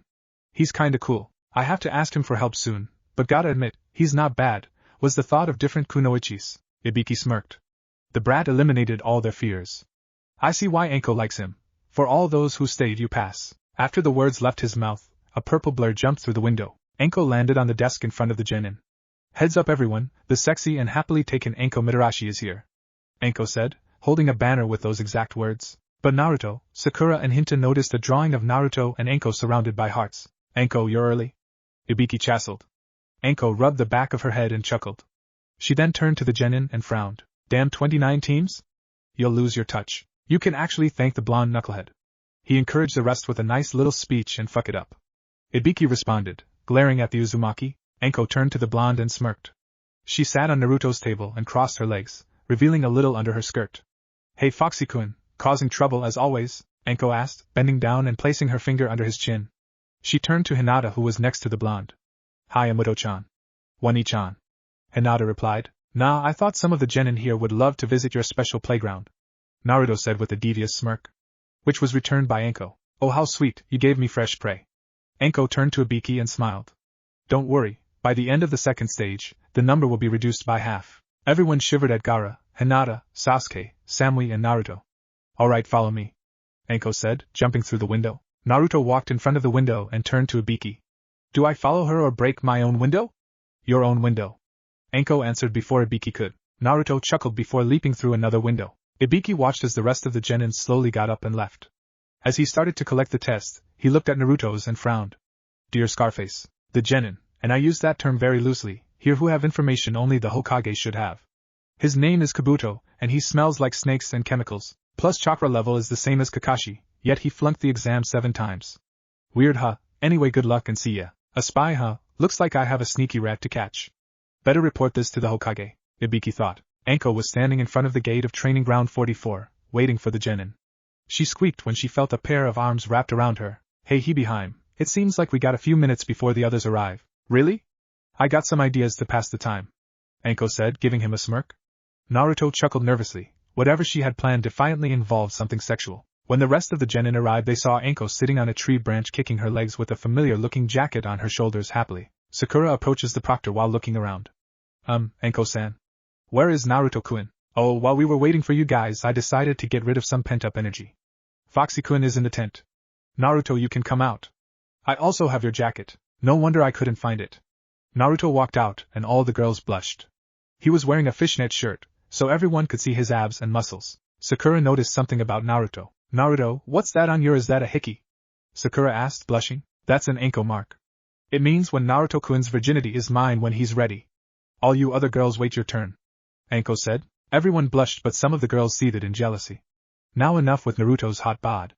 Now welcome to the Forest of Death. Your objective is to guard a scroll that'll have heaven and earth on it. Your objective is to take the scroll you don't have from a team that has the needed scroll and make it to the tower in the middle. But there's a lot of dangerous creatures lurking in this forest. Sounds fun. Naruto commented. Anko smirked and threw a kunai at Naruto.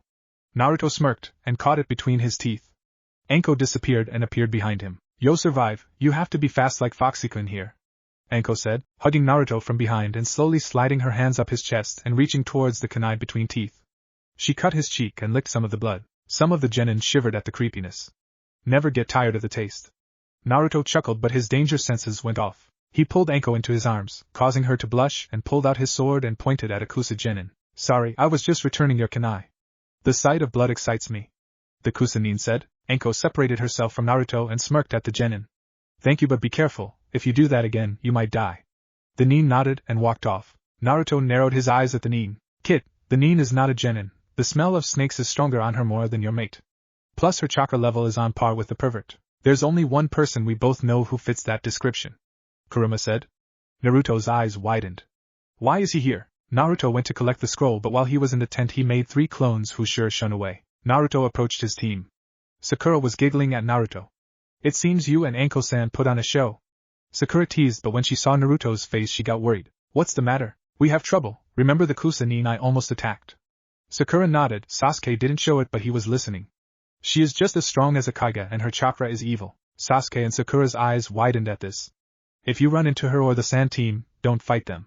You will die. Kuruma, what are our chances if we use that? Better, I admit, but you still lack experience. While you could survive, it'll be hard to fight while protecting your teammates. But if you use that, you will be on par with the pervert in terms of strength. Still, you would only be able to hold that form for 10 minutes. I hate to admit this, but you should have learned Sage Mode from your grandfather. The fox said. Naruto nodded. All right, now that everyone has signed the waivers. Remember, make it to the tower in 5 days and show the world what you can do. Just one more piece of advice, just don't die. Especially you, Naruto-kun. What am I saying? Naruto-kun is stronger than me. He has this. I feel sorry for anyone who would pick on him. Naruto was leading his team through the forest and landed on the ground. Okay, time to plan out a strategy. I'll hold the scroll and seal it in my arm. Also, just in case someone tries to henge into us, I'll mark us with a seal. Stick out your arms. Sakura nodded and did as instructed, but Sasuke refused. We don't need the seal. I'll be able to see through a henge with my Sharingan. Naruto didn't feel like arguing and placed the seal on himself. Fine, before we continue, we should plan our next move.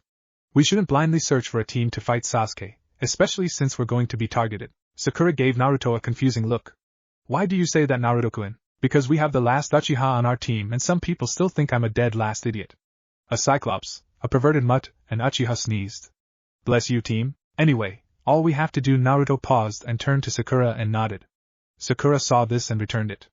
I have to go take a leak, excuse me. Naruto walked behind a tree while Sakura and Sasuke just sat near a tree. 10 minutes later Naruto walked from behind. Man, sorry I took so long, guys. TSK, can we get a move on? Sasuke said impatiently. Sakura narrowed her eyes while channeling chakra into the seal. She slowly approached Naruto, which confused him. Naruto-kun, where's your sword? Sakura asked, pretending to look worried. It seems I left it behind the tree, Sakura. Naruto said. Sakura narrowed her eyes and sent a kick between his legs, causing Naruto to scream and Sasuke to wince. Thanks for confirming you're an imposter.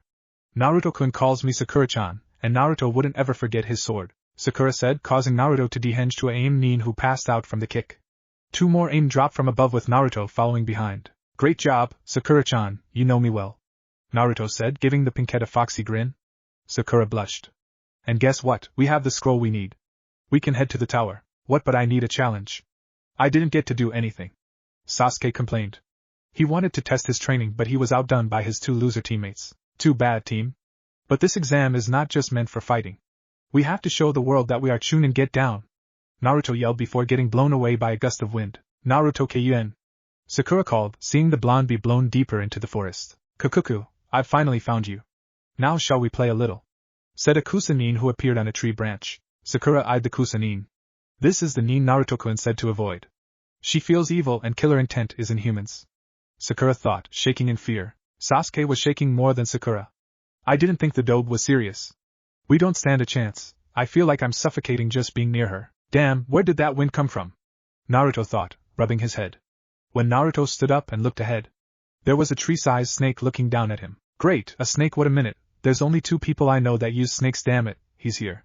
Naruto said, putting his hand on the hilt of his sword. The snake lunged forward towards the blonde, but Naruto disappeared, then reappeared behind the snake. The snake paused for a moment before splitting in half, killing it in the process. Now to find Sakura-chan. Well, if it isn't my lucky day. I get to kill the backstabbing bastard spawn. Naruto looked up and saw Kuratsuchi standing there with a familiar-looking blade. Sorry cutie, but your time is up. Don't you want to know what kind of scroll I have? Naruto asked. Kuratsuchi snorted. Like I care, I'm just here to end your life. But why? Is it because Iwa and Konoha hated relationship? Naruto said, standing up and putting a hand on the hilt of his sword. Kuratsuchi jumped down, sword in hand, across Naruto. Not at all, in fact. Jisan was going to try and form an alliance with your Hokage. This is personnel. Naruto looked confused more than ever. Personnel? I've never seen you in my life. True, but your father, the Yondaime, killed my mother. Naruto's eyes widened. Kuratsuchi charged forward and did a downward slash towards the blonde. Naruto unsheathed his sword and blocked it. But it was a war. People were just doing their duty. Naruto said, pushing Kuratsuchi back and leaping in the air. He sheathed his sword and went through a few hand signs. Suetun, Suihachi. Naruto put his palm forward and shot a stream of water towards the Iwa nin. Kuratsuchi quickly sheathed and went through her own hand signs. Doton Doryuden. A dragon head formed on the ground and shot mud bullets towards Naruto, overpowering his jutsu. Naruto unsheathed his sword and channeled wind chakra in his blade. Shitsuyona Kaze no Ha. Naruto called, before slicing through the bullets and heading towards Kuratsuchi. Kuratsuchi brought out her sword to block Naruto's. Your father didn't kill her in the war. My grandfather and the Sandaime set up an agreement to unite the two villages, and the Yandaime along with 2 other nins met my mother's squad to retrieve the scroll. But after that mission, my mother never returned. We found her teammate's body between the meeting place and Iwa, but my mother's body was gone. On their bodies, we did find a certain headband. Naruto's eyes widened then narrowed. So no one's seen the deed. You are just trying to kill me off a pointless grudge. Kuratsuchi seethed. Like you understand, maybe if Iwa took something from you. Naruto's eyes hardened. Actually, they did, Naruto said, swinging his sword pushing the kunoichi back. Iwa, alongside Kumo and Aim, destroyed my clan out of fear. 3 villages killed my ancestor because they were scared of what could become a threat. But do you see me hunting you or your team down? No, but you have the gall to blame me for the actions of another. Kuratsuchi flinched a bit. She could have retorted and said she wasn't born yet, but technically, Naruto wasn't either.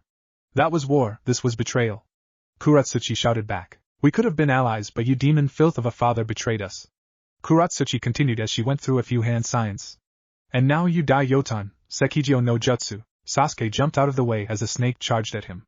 He turned to Sakura and saw her retreat behind a tree. Kakuku, what's the matter Sasuke? I thought you would be better than this. I have to say I'm disappointed. Sasuke landed on a branch above the Sannin. What of it? Why are you even after me? I wanted to see the power of the Uchiha clan in action. But I guess I overestimated you. Seems you will never be a match for Itachi. Orochimaru said. Sasuke fear left, and was replaced with unrivaled rage. Just one more push. Maybe I should offer your friend Naruto the power I have to kill Itachi. Sasuke activated his Sharingan, and charged the snake Sannin. No Sasuke, it's a trap. Naruto was running through the trees, dodging the Yotan attacks. He grabbed a branch above him and spun, using the momentum. He zoomed towards the Iwa kunoichi. Kuratsuchi brought her arms up to block the incoming punch Naruto threw at her. She grabbed Naruto's wrist and pulled him towards her. She then went for a knee attack, but Naruto used his other hand and grabbed her knee and used it as a floor, leaping away from his opponent. Naruto made 2 clones and hinged them into a windmill shuriken. He threw them towards the Iwa kunoichi. You have to do better than that. Kuratsuchi taunted, preparing to dodge. Fine, shuriken kage bunshin no jutsu. The windmill shurikens multiplied to 50. Kuratsuchi had to admit she was impressed. She dodged the first one, but to her surprise, when one of the shurikens hit the ground, it exploded. He mixed hinged with exploding clones and multiplied them. Kuratsuchi thought in amazement. If she was honest, he would be the perfect guy for her. He was strong, tactful, hot as hell and brave. But too bad he was the son of the Yandaime. Shuriken was raining down on them, causing a huge amount of explosion, but unknown to Kuratsuchi, Naruto was holding back. Naruto landed across the field from the Iwa kunoichi. Kuratsuchi covered her fist with rocks and charged the blonde. Naruto surrounded his fist with a swirl of concentrated wind and charged the kunoichi, meeting her halfway. Both their fists collided, creating a small explosion, sending them both flying back. Naruto got up first and saw Kuratsuchi struggling to get up. It doesn't make sense. From what I learned about Yandaime, he wasn't the type to betray. Plus, who would willingly leave behind their headband? Danzo both turned to Orochimaru when he spoke. I remember that day, my sensei and Inoki decided to form an alliance, and settled on an agreement, and a very interesting one too. But Danzo couldn't allow it. If the agreement was settled, Danzo would have had a harder time becoming Hokage, so he sent his root agents to deal with the Iwa nin. Who are you?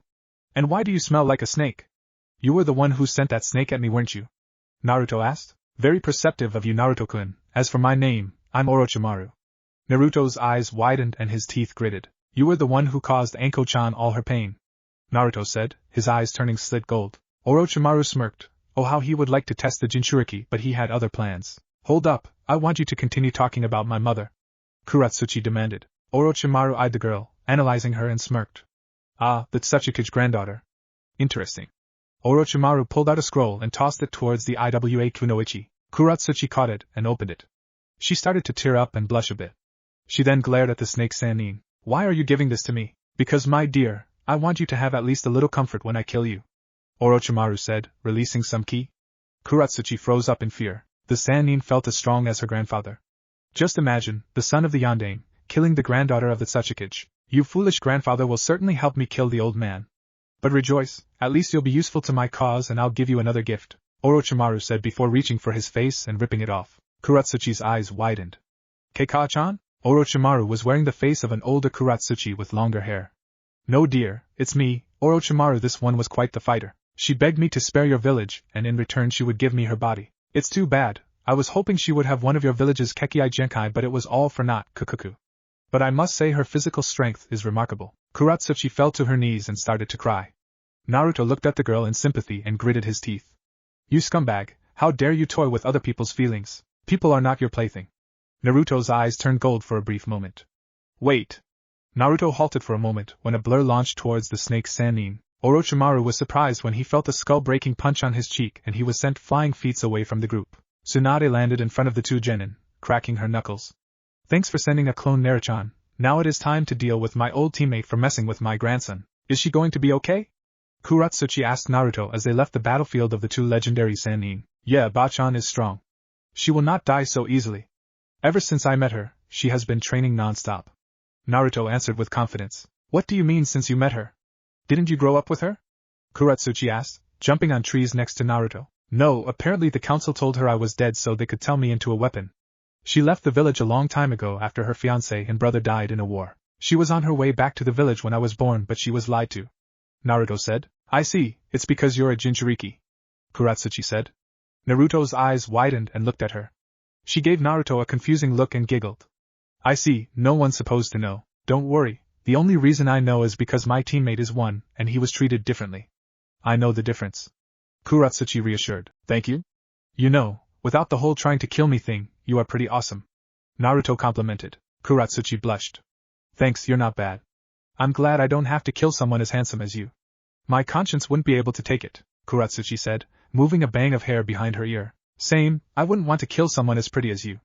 Naruto said returned the compliment. They both landed on a tree after a few more minutes of jumping and stood in front of each other. Listen, sorry about how I acted. I let my anger take over. I rarely knew my mom, and when she died, I felt like I lost everything. And she paused when she felt Naruto embrace her in a hug. It's okay, I understand. If I lost someone I cared about, I would probably do the same. Kuratsuchi didn't say anything and just nodded in Naruto's chest. Naruto pulled back and gave her his foxy grin. But we're cool now, so everything is cool now. Maybe we could hang out after this. I know a good ramen stand that tastes like the food of the gods. Kuratsuchi gave him a smile in return. Sure, and once again. She approached the blonde and kissed the corner of his lip, making him blush. Thanks, you're pretty cool yourself. I have to get to my team. So see you at the tower. Kuratsuchi said before jumping away. Bye, Naruto said in the daze. Snap out of it. I'm happy you got another hottie, but you gotta get back to your team. Kuruma said. Naruto snapped out of it and leapt away. Sakura was under a tree, taking care of Sasuke. She just encountered the snake Sannin after being separated from Naruto. Sasuke was guided into fighting him by some taunts, and now he was unconscious from the snake Sannin biting him on the neck, giving him a mark. Naruto-kun, where are you? Soon she heard rustling in the trees. She acted like she didn't hear it. I guess it's time to put the training to the test, she thought, going through some hand signs. So this is where she was. What happened to Sasuke Uchiha? Dosa asked, watching Sakura taking care of the raven head. Who cares, our mission is to eliminate him. If the girl wants to get in the way, it's her funeral. Zaku said. Still, we should proceed with caution, remembering what happened before the exam. She's pretty strong, Ken said. She noticed the genjutsu Sakura placed. Shut up. I don't need you to remind me. I'll make that bitch pay. She and her two friends gang up on me. I can take her alone. Zaku said, remembering the headlock he was in. Are you sure about that? The Tamail Otonin snapped their heads towards Sakura, who appeared above them. Sakura threw a punch towards Zaku, who blocked it with his arms, but his bones cracked and he was sent flying through a couple trees. Dosa swiped at her with his gauntlet, causing a sound to erupt from the gauntlet. Dosa was surprised when Sakura Kawarimi with a log, destroying it in the process. Sakura appeared behind him and roundhouse kicked him towards the ground. Sakura breathed a bit and turned to Kin with a confused look. Kin noticed the look Sakura gave. What? Aren't you going to attack me? Sakura asked. No, I never wanted to do this. I was hoping your handsome teammate was here so I could ask him to watch out, Kin warned before Dosu appeared behind them and punched Sakura in the stomach, following up with a kick sending Sakura back towards the ground. Dosu then grabbed Kin by the throat. What are you doing, traitor? Helping her? They are our targets. Dosu said. Fu CKU. I never liked you or that so-called village, you always treated me like shit. Why should I give a damn about you? Kin retorted. Fine. Dosa threw Kin next to Sakura. We'll find a replacement. Zaku, right. Prepare to die, bitches. Sakura said, jumping in the opening, arms extended. Zankaha! Sakura, a blast of sound waves towards the kunoichis. Surasa Abu. Sakura was about to go through some hand seals when a red blur ran past her and sliced the attack, splitting it in multiple directions. Sakura and Kin covered their eyes for a moment to avoid the dust. When they opened it, there were two kunoichis in front of them. One had short red hair, with a mesh shirt and stockings, a purple skirt, a light brown short-sleeved jacket with an orange stripe going across the chest and black sandals. She had a Nadashiko headband. The other had black hair and a ponytail with green eyes and with a gray kunoichi uniform and gray gloves with a skirt to match. Are you two alright? Yeah? Thanks for the help. Sakura responded, snapping out of her daze. Shizuka watched the two. I can handle this, the redhead said, stepping forward. Are you sure, Karen-san? Shizuka asked. Karen turned to her teammate and smiled. I am, and besides, with these two, I won't have to take off my glasses. Shizuka nodded and stepped back. Karen turned to the male Otonins, radiating a battle aura. Dosa started to sweat a bit. This girl, her chakra level is high like the blonde from earlier. The way she cut Sakura's attack like nothing, she's not to be underestimated. Why are you here? This has nothing to do with you. Dosa asked. Damn, why is it hard to kill the Uchiha? What's your connection? Saki yelled in anger. With the Uchiha? Nothing, I don't want you to ruin the chances of Naruto advancing forward until I test him. Karen answered, confusing the Otonins. Not to be rude, but why should you care about Naruto-kun? Sakura asked. Karen turned to the pinkette and smirked. Maybe I should have introduced myself with my full name. My name is Karen Uzumaki. Sakura's jaw dropped. You mean that you and Naruto are from the same clan? And imagine my surprise when I heard the guy with the glasses said he was an Uzumaki. From his chakra level, I knew he was right. Karen answered. Well, too bad you aren't going to meet him because you're dead, Zaki yelled, lifting his arm, preparing another sound attack, but to his surprise, his left arm fell to the ground, severe from his shoulder. Karen was behind him, sheathing her sword back into the hilt. Argh! Zaku screamed in agony, grasping his shoulder. Too slow, Karen commented. Dosa charged forward, swinging his gauntlet. Karen blocked it with the sheath of her sword. Dosa smirked under the mask but was shocked to see Karen fine. How are you, not affected by the sound waves? Karen finished the question. She looked at the sheath. Dosa followed her gaze towards the sheath, and it was glowing yellow. You see, I saw your attack before. So to avoid it, I channeled wind chakra into the sheath, disrupting the sound. And now, Karen's palm glowed yellow and she attacked Dosa's chest, sending him backwards. Dosa collected himself in the air and flipped, sliding on the ground. Dosa looked up and smirked. Take this, bitch. Zaku appeared behind her and pointed his hand towards Karen, prepared to blast her. Eh? Zaku muttered before his head landed on the ground. Everyone was confused, until Naruto landed behind Karen back to back. Naruto-kun! Sakura cheered. Naruto turned to her. He gave her a wink and noticed Sasuke was on the ground. He was glad he was alright. Dosa turned to Naruto and was sweating bullets. Kin! Come help me, Dosa ordered desperately, causing the Oto female to scowl. Fuck you, you always abused me but now you want my help. I'm not going back to you or our leader. Kin responded. You were abused? Both Uzumakis asked. Kin nodded, then panicked when the chakra of both Uzumakis flared. Naruto memories of a child ran through his mind, as Karen and her mother lived in Kusa before they escaped. They both charged Dosu in the blink of an eye and did a cross slash, killing him. Dosu fell lifeless on the ground. They both looked at the Oto Nin with disgust and swiped the blood off their swords. I hate people who hurt their comrades, and I hate people who abuse others. Karen added. Karen turned to Naruto after sheathing their swords and jumped on him, embracing him in a hug. It's good to meet you at last. What? Naruto asked before being glomped between Karen's. Not that I don't like it, but why are you doing this? Right? Karen pulled away. Allow me to introduce myself. My name is Karen Uzumaki. And we're from the same clan. Naruto's eyes widened. I can't believe me and Bachan is not the only one. Wait, there's more? Yeah, you know Tsunade Senju grandmother is part Uzumaki. In fact, she should be done kicking Snake Team ass right about now. Naruto said. What do you mean, Naruto-kun? Sakura asked. Well, after we were separated, I was attacked by this Iwa Nin who had it in for my father. She figured out that I was his son just by my looks. When we fought, the Snake Team arrived and was going to kill her and frame me to provoke a war, but Bachan arrived after I sent a clone to get her. Sounds like an experience. For one, I hope she kills him. Ken said. Same, by the way. Who are you? I never got your name. I'm Naruto Uzumaki. Naruto asked. I'm Kintsuchi and Kakuku. It's like old times, Tsunadeheim. Orochimaru said, staring at her old teammate. Well, if you want it to feel like old times, I can call the pervert. Tsunade responded. Jiraiya, he was always a fool. Thinking he can surpass us, and trying to always bring me back to this pathetic village. Orochimaru said. It's weird to see you call someone a fool, considering you left because you didn't become Hokage. Tsunade retorted. We both know I would have led this village to greatness. How? By turning everyone to your personnel guinea pigs? Making the village into your own laboratory? I think we've talked too much, Orochimaru said. He approached Tsunade at a slow pace. Tsunade narrowed her eyes. What could he be planning? Tsunade decided to meet Orochimaru halfway and charged him. Orochimaru had a sadistic smirk. Always the straightforward approach, kinda predictable, Orochimaru said as Tsunade was on top of him. He bit his hand and threw some blood on Tsunade, causing her to freeze. Tsunade fell to her knees and started to quiver in fear. Orochimaru stopped right in front of Tsunade. You truly are pathetic, for a medic to be scared of a little blood. We are shinobi, we bathe in it. To think I almost considered you a threat. Tsunade stopped quivering and spoke. You're right, it is pathetic. Orochimaru was shocked at how calmly she spoke, but was even more surprised when she got up and punched him in the face, sending him flying feet away through trees. Orochimaru lifted his head from the branch and stared at the slug Sannin in pain. But how? You really thought I wouldn't have gotten over my fear? I thought you were better than that. Tsunade taunted. Orochimaru climbed up the trunk and snapped his neck in place. I should have known breaking your neck wouldn't be enough. Yes, Orochimaru began, popping his neck back in place. And I should have known you would be rid of your fear of blood. I guess shinobi of our caliber make the simplest mistakes. Orochimaru finished before charging Tsunade at unimaginable speed. Tsunade got on the defense as the snake freak circled her like a prey. You know, Tsunade, I can't let you live.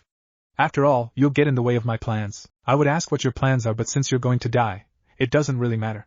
Tsunade responded before blocking a punch from her former teammate. She then went for a kick, but Orochimaru back-flipped away. Tsunade ran after him before jumping in the air and diving at him with a kick. Orochimaru's bottom half became snake-like and avoided the kick. You really are a snake. I can't wait to skin you alive. We both know I was the strongest of the Sannin, Orochimaru said before turning his leg to normal.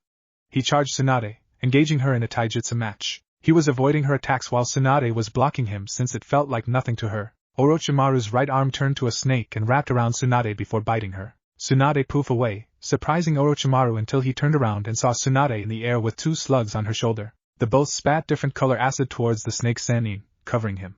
What is this? I can't move. One of them is sticky acid. It prevents you from moving a muscle and is as strong as me. And the other Tsunade started going through hand signs that finished in a tiger seal. Is exploding acid.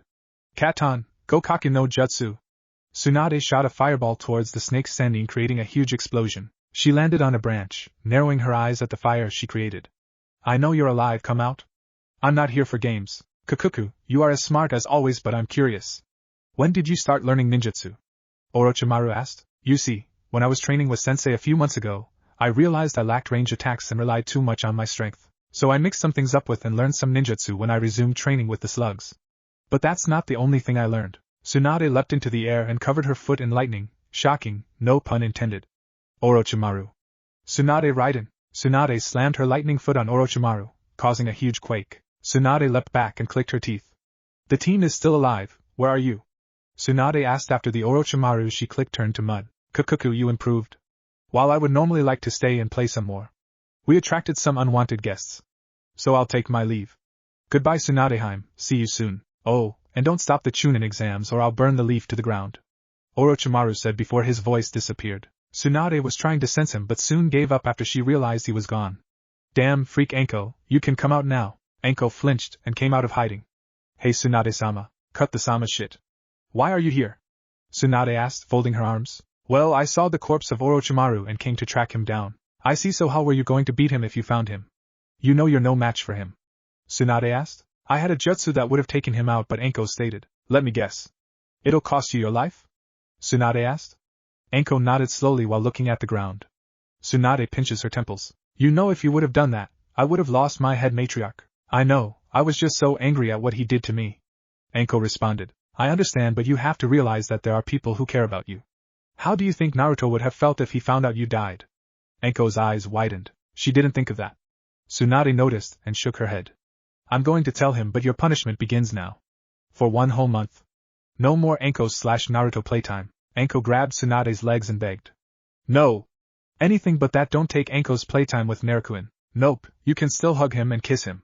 But that's it. Anko started to cry as they headed out the forest. Team 7 along with Karen team was jumping through the trees towards the tower. It turned out that the Otonin had the scroll they needed, and since Naruto still had theirs, they head towards the tower. Kin was with them. So Kin? Said the girl, turned to Naruto. How was your life in Oto? Shit. Kin said with disgust. They don't value weaklings or kunoichis. I only joined because the snake promised us we could live in a sanctuary. I just wanted to be a kunoichi with friends, but we were only slaves. When I learned we would be coming here, I planned on leaving, but when I saw how strong you were, I knew at that moment I should ask you for help. Me? Naruto asked. Yes, you defended that little boy from Kabuto and how you passed the second exam. You are a badass. Kin said. I'll say, Naruto-kun actually defended me from Sasuke. Sakura said as she began to tell Kin and Karen about their mission at the bandit camp. Naruto-san. Naruto turned to Shizuka, who was looking nervous. I have something to discuss with you. I'm not sure how you will accept this, but I hope you understand. What? Naruto asked. I'll discuss this with you at the tower. But I hope not to be a burden. Shizuka finished as they headed to the tower. The group made it to the tower. Sasuke was still being carried by Naruto's clone. Once they made it in, they were in an empty room and on the wall was a riddle. If heaven does not exist, enrich your knowledge and prepare for the chance. If earth does not exist, run the field and search for the advantage. Open the series of heaven and earth, and the perilous way shall be redressed. This is namely the secret of the one that guides. Sakura read out loud. What do you suppose this means?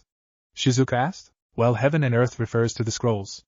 It also says open the series, so I'm guessing it's okay to open them in this tower, and it will guide us to something. Naruto answered. Karen and Naruto opened up their scrolls for their respective team. Iruka appeared from Team 7 and was a red-headed woman. Iruka-sensei, we were attacked by Orochimaru and he did something to Sasuke. Sakura said before Iruka could get a word in. He took Sasuke and carried him to a bedroom in the tower. He stopped and turned to his former students and smiled. I can come along with you. There's something I have to tell the Hokage. Ken added in. Iruka nodded and turned back to his students. I'm proud of you too, you've grown. Sakura, you used to be so fragile, but now I can see how strong you have grown. Naruto, you grew as well, I can tell just by looking at you. You're definitely stronger. You still have 3 more days until the next phase, so rest up and good luck. Iruka said before disappearing. Excuse me? Naruto turned to Karen-sensei, who seemed to be acting nervous. Are you really in Uzumaki?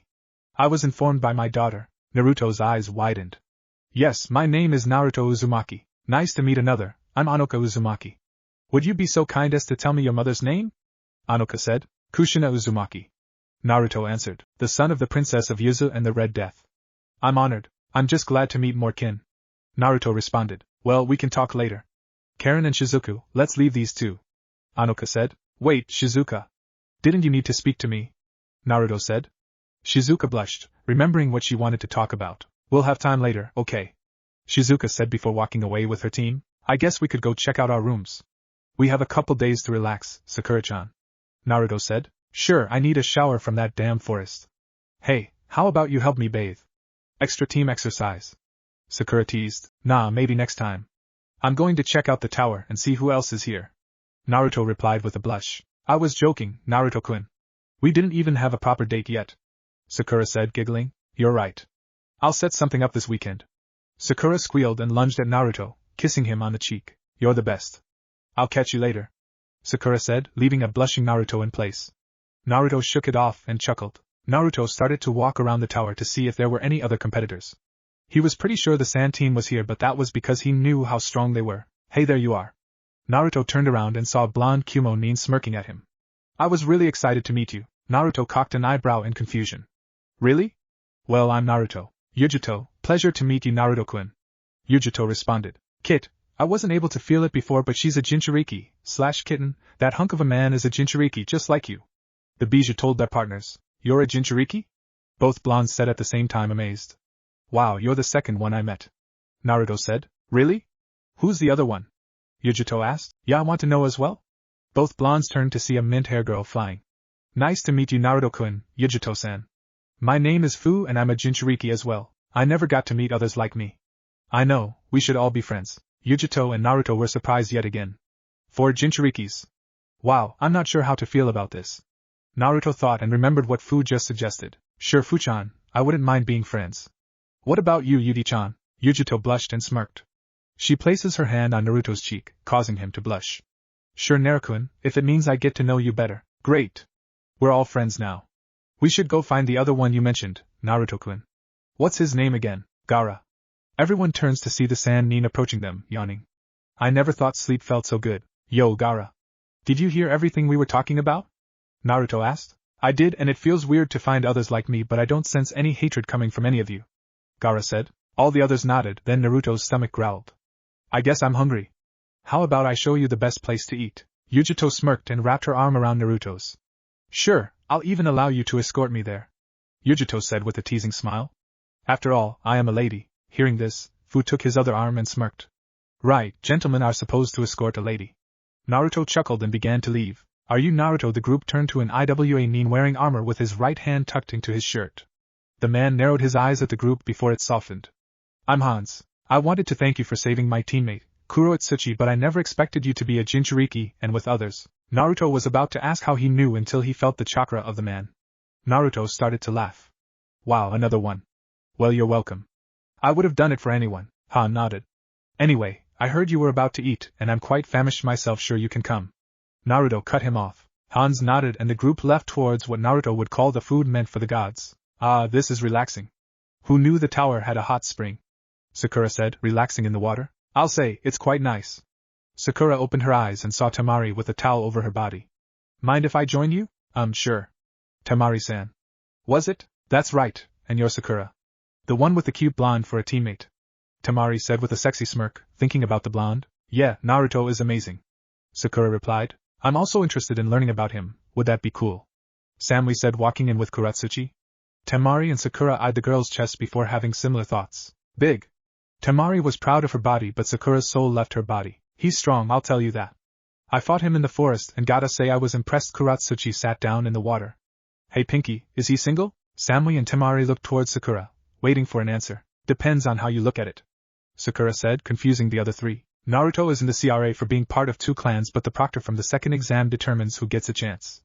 Naruto-kun decision. I see, I guess I'll talk to her later.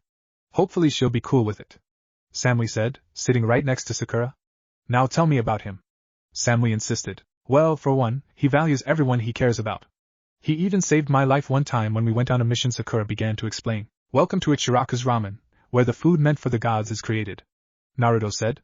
The Jinchurikis smelled the aroma and started to drool. They each took a seat waiting for Tucci. Hey old man, you got some hungry customers. Naruto, wow. You brought me new customers. Now what can I get you? Hey Miss Two. Mind if I join you? Everyone turns to CB smiling. This food smells so fine, must be mine. Fine, but stop the rapping, Yugito responded.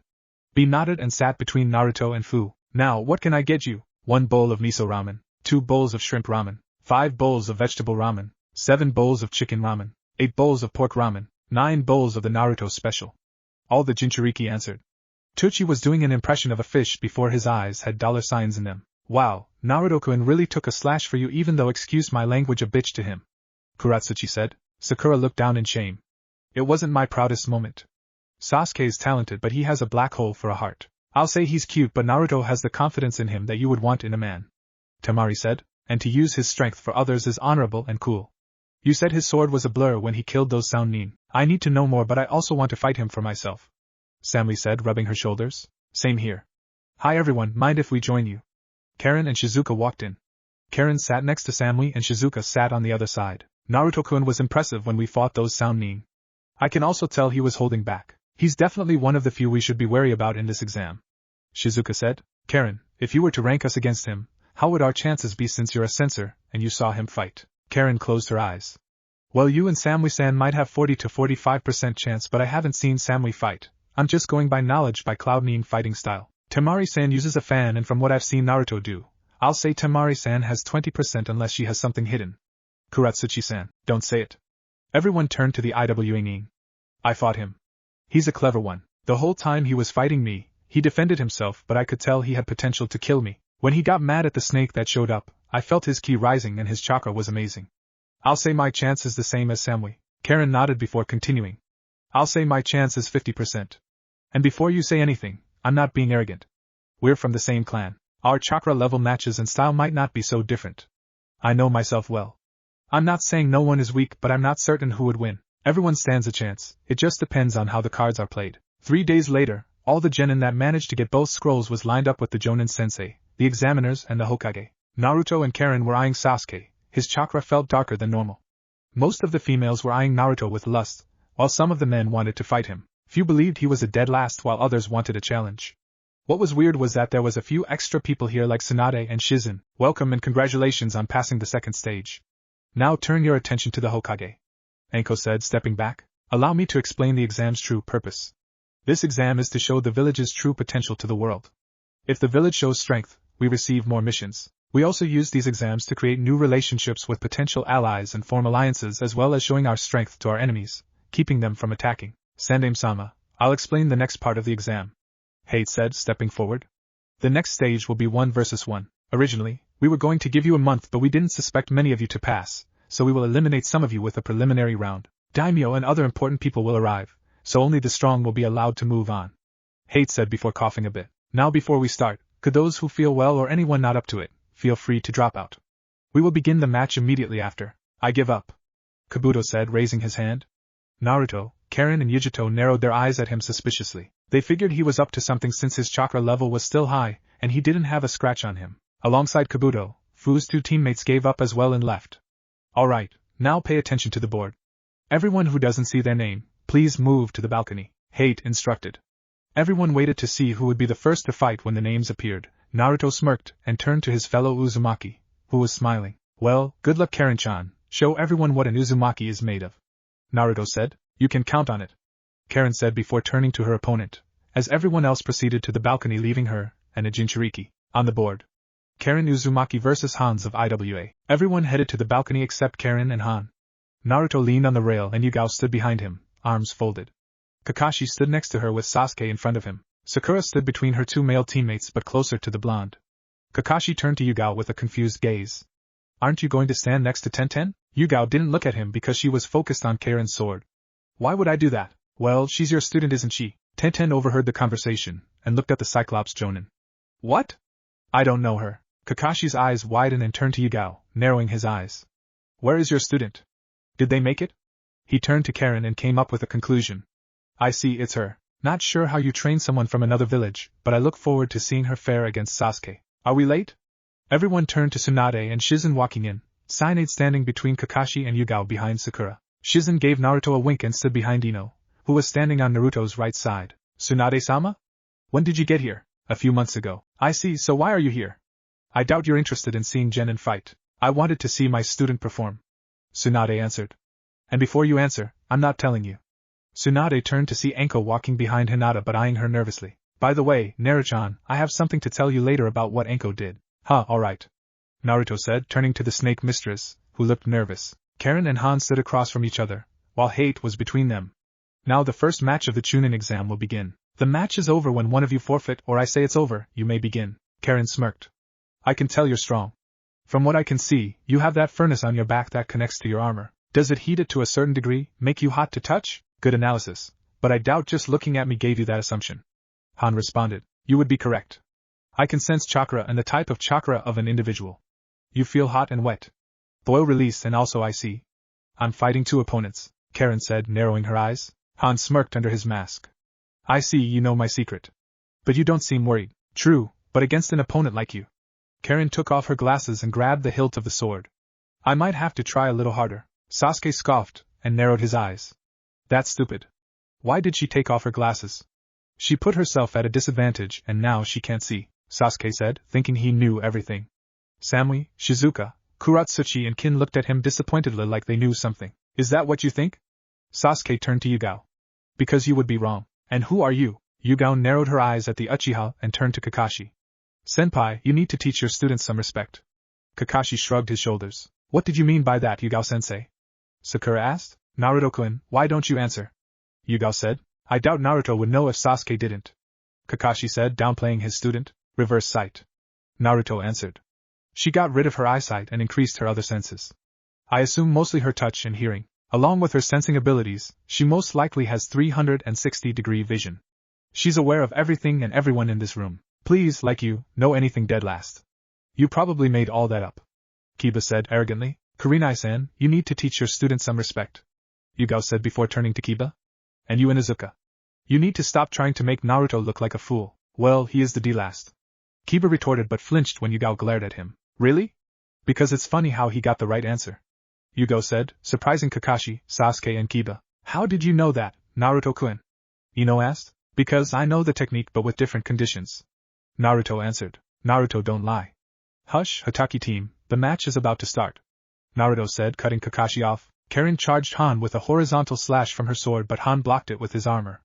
Han armor started to heat up, causing the temperature around him to rise. Carrie jumped back to gain some distance, but Han chased after her and went in for a punch. Karen steps out of the way and Han hits the ground, creating a crater. You have a lot of physical power, Karen said before charging Han with blinding speed, and you are fast, I'm impressed. Han responded, while defending himself from multiple sword slash with his. Han grabbed her sword and went in for a punch with his other hand. Karen grabbed her sheath and surrounded it with wind chakra, using it to block the attack, breaking the hand part of the armor, surprising the Jinchuriki. She then thrust it forward, breaking his chest plate, revealing his seal. Han's eyes widen and jump back. What happened, Han? The match is not over, Karen said before going through some hand signs. Resenpu. Karen shot a powerful wind attack towards. Not happening, Yubiki Horror Jutsu. Han shot a wave of boiling water through his mask, colliding with Han's attack. Karen smiled and went and did a different hand sign. To the surprise of everyone, Han's boiling water started turning to ice. That's just like Haku.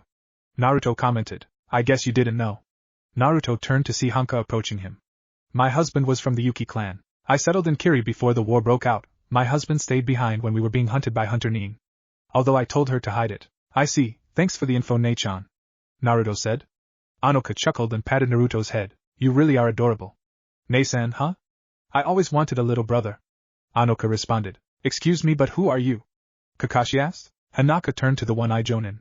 Anoka Uzumaki, Karen-sensei and mother. Kakashi's eyes widened before smiling. Nice to meet you, I'm Kakashi Hataki. Naruto-sensei, only in name. Naruto commented, while watching the match. Anoka saw the slight anger in Naruto and decided to ask him later. It seems your abilities counter mine. Han commented. Soon a red cloak started to surround his body. I guess I'll get a little more serious. He had a red horse-like cloak with 3 tails. I see, well I guess I should respond in kind. Karen said, sheathing her sword. She then turns to Naruto. Naruto-kun, I want you to pay attention to one of our clan's high-level techniques. Karen was surrounded by a huge dark blue sphere of chakra. I am not sure what you are doing, but that's an impressive amount of chakra. Han commented. I'm surprised you're not attacking me, may I ask why? I'm interested in your clan's technique and it'll be rude to attack you without seeing all you can do. I see, well I must thank you. Karen replied as the chakra around her started to move faster. I don't get it? What is that girl talking about? That idiot Naruto isn't from a clan. And there is no such thing as the Uzumaki clan. He's just a clanless, Kiba said. He then froze when he felt killer intent from Naruto, Karen, Anoka and Tsunade. You should know when to shut your mouth. Tsunade scolded. Sakura, explain to Kiba about the Uzumaki clan since he is ignorant. Hi, the Uzumaki clan were shinobi from a small village in the land of Whirlpool. They have abnormal chakra levels and are masters of Fuinjutsu, Kenjutsu and chakra manipulation. They also had a long lifespan and had the possibility of producing multiple bloodlines. Sakura said, earning a nod from Tsunade. Well, they must be weak because I never heard of them. Kiba said. I see Sakura forgot to mention that they're cousins to the Senju clan, which is my clan and also my grandmother was a Uzumaki. Tsunade said, earning a gulp from Kiba. And they're not weak. After all, it took Kumo, AIM and IWA to take down their small village and they lost 80% of their force. There's no way the Dobe is from a clan that strong. Kiba said. Can you shut up and watch the match? Naruto said, irritated by Kiba's insult. Karen started to inhale the chakra surrounding her and steam was produced from her body. Her body started to glow a pinkish color, then her body started to glow blue on the outline of her body. Naruto narrowed his eyes and turned to Hinata. Hinata-chan, can you use your Byakugan to see what her chakra is doing in her body? Of course, Naruto-kun. Byakugan. Hinata had veins around her eyes and looked at Karen. Her chakra is circulating through her body. Also her chakra limiter is open but somehow it's not tearing up her body. The speed of the chakra circulating is fast and heating up her body and infusing in her blood cells and muscles. I see, she is pushing her body to her physical limit, and thanks to being a Uzumaki, her body seems to withstand the pressure for now. Naruto commented. Correct, that's why Uzumaki can handle it. In the past, I heard someone outside our clan attempted the technique, and their muscles were torn to shreds. Anoka said. Sasuke seethed. Damn, but my power is stronger. Still wish I could copy their jutsu for myself. The rubble started to rise in the air as the air became denser around the two. Karen unsheathed her sword and held it in her right hand and her sheath in her left. No, I'm ready. Thanks for waiting, but you will regret it. We'll see. Han responded before they both disappeared in a blur. Soon you could feel shockwaves around and streams of blue and red jumping back and forth, clashing with each other. What? How are they moving this fast? Ino questioned. Not sure, but I'm glad I'm not fighting them. Choji said. I don't know about that. I would love to fight them. Pretty cool. Naruto commented. Please, you can't beat anyone here dead last. Kiba said with a cocky expression. Wow, do you get turned on by insulting me or something? Maybe it's because you can't get a girlfriend. Naruto commented. Kiba fumed with anger. Like you can? No girl will ever like a loser. When Sakura heard this, she looked at Ino, who was looking at her. They smirked and both nodded at each other. Both formal fangirls walked towards the blonde Uzumaki, and kissed his cheek and turned to the match like nothing happened. Kiba was mimicking a fish. Naruto notices and smirks. You were saying? Karen appeared out of nowhere, and began to dodge multiple chakra claws trying to grab her, but she kept slashing at them. Once she caught sight of the Jinchuriki, she made some ice shuriken and threw it at him. Han dodged it with ease and runs towards the Uzumaki. His enhanced fist meets her wind blade, causing her explosion. Futon, Kyuden, Karen chanted as she slid back and shot air pressure bullets at Han. Karen drops her sword and runs towards Han, with her body surrounded by wind chakra. They began trading blow for blow.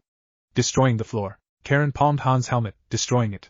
She then roundhouse kicked him, sending him to a wall. Han used his chakra to stick to the wall, and jumped back to Karen. He grabbed her head and dragged her through the ground before tossing her towards the ceiling. I'm impressed that the girl can fight like this against the Jinchuriki. She's very skilled. Yugao said. I'll say, pretty cool. I would love to fight her. Samui added. What do you think, Gaara? Temari asked her brother. She will be a problem for us. Han has the five-tail, so if she can fight him like this, I might have a problem. Plus she uses wind and water jutsu. She's strong, but I'm interested in Naruto. Gaara answered. That makes two of us. But for different reasons. Temari said. I'm surprised Han is having a hard time with her. Kuratsuchi said. She could honestly say Han could beat her in a fight, but Karen was matching him. I'm not sure what to think. Akatsuchi said. Suetun, Sueden no Jutsu.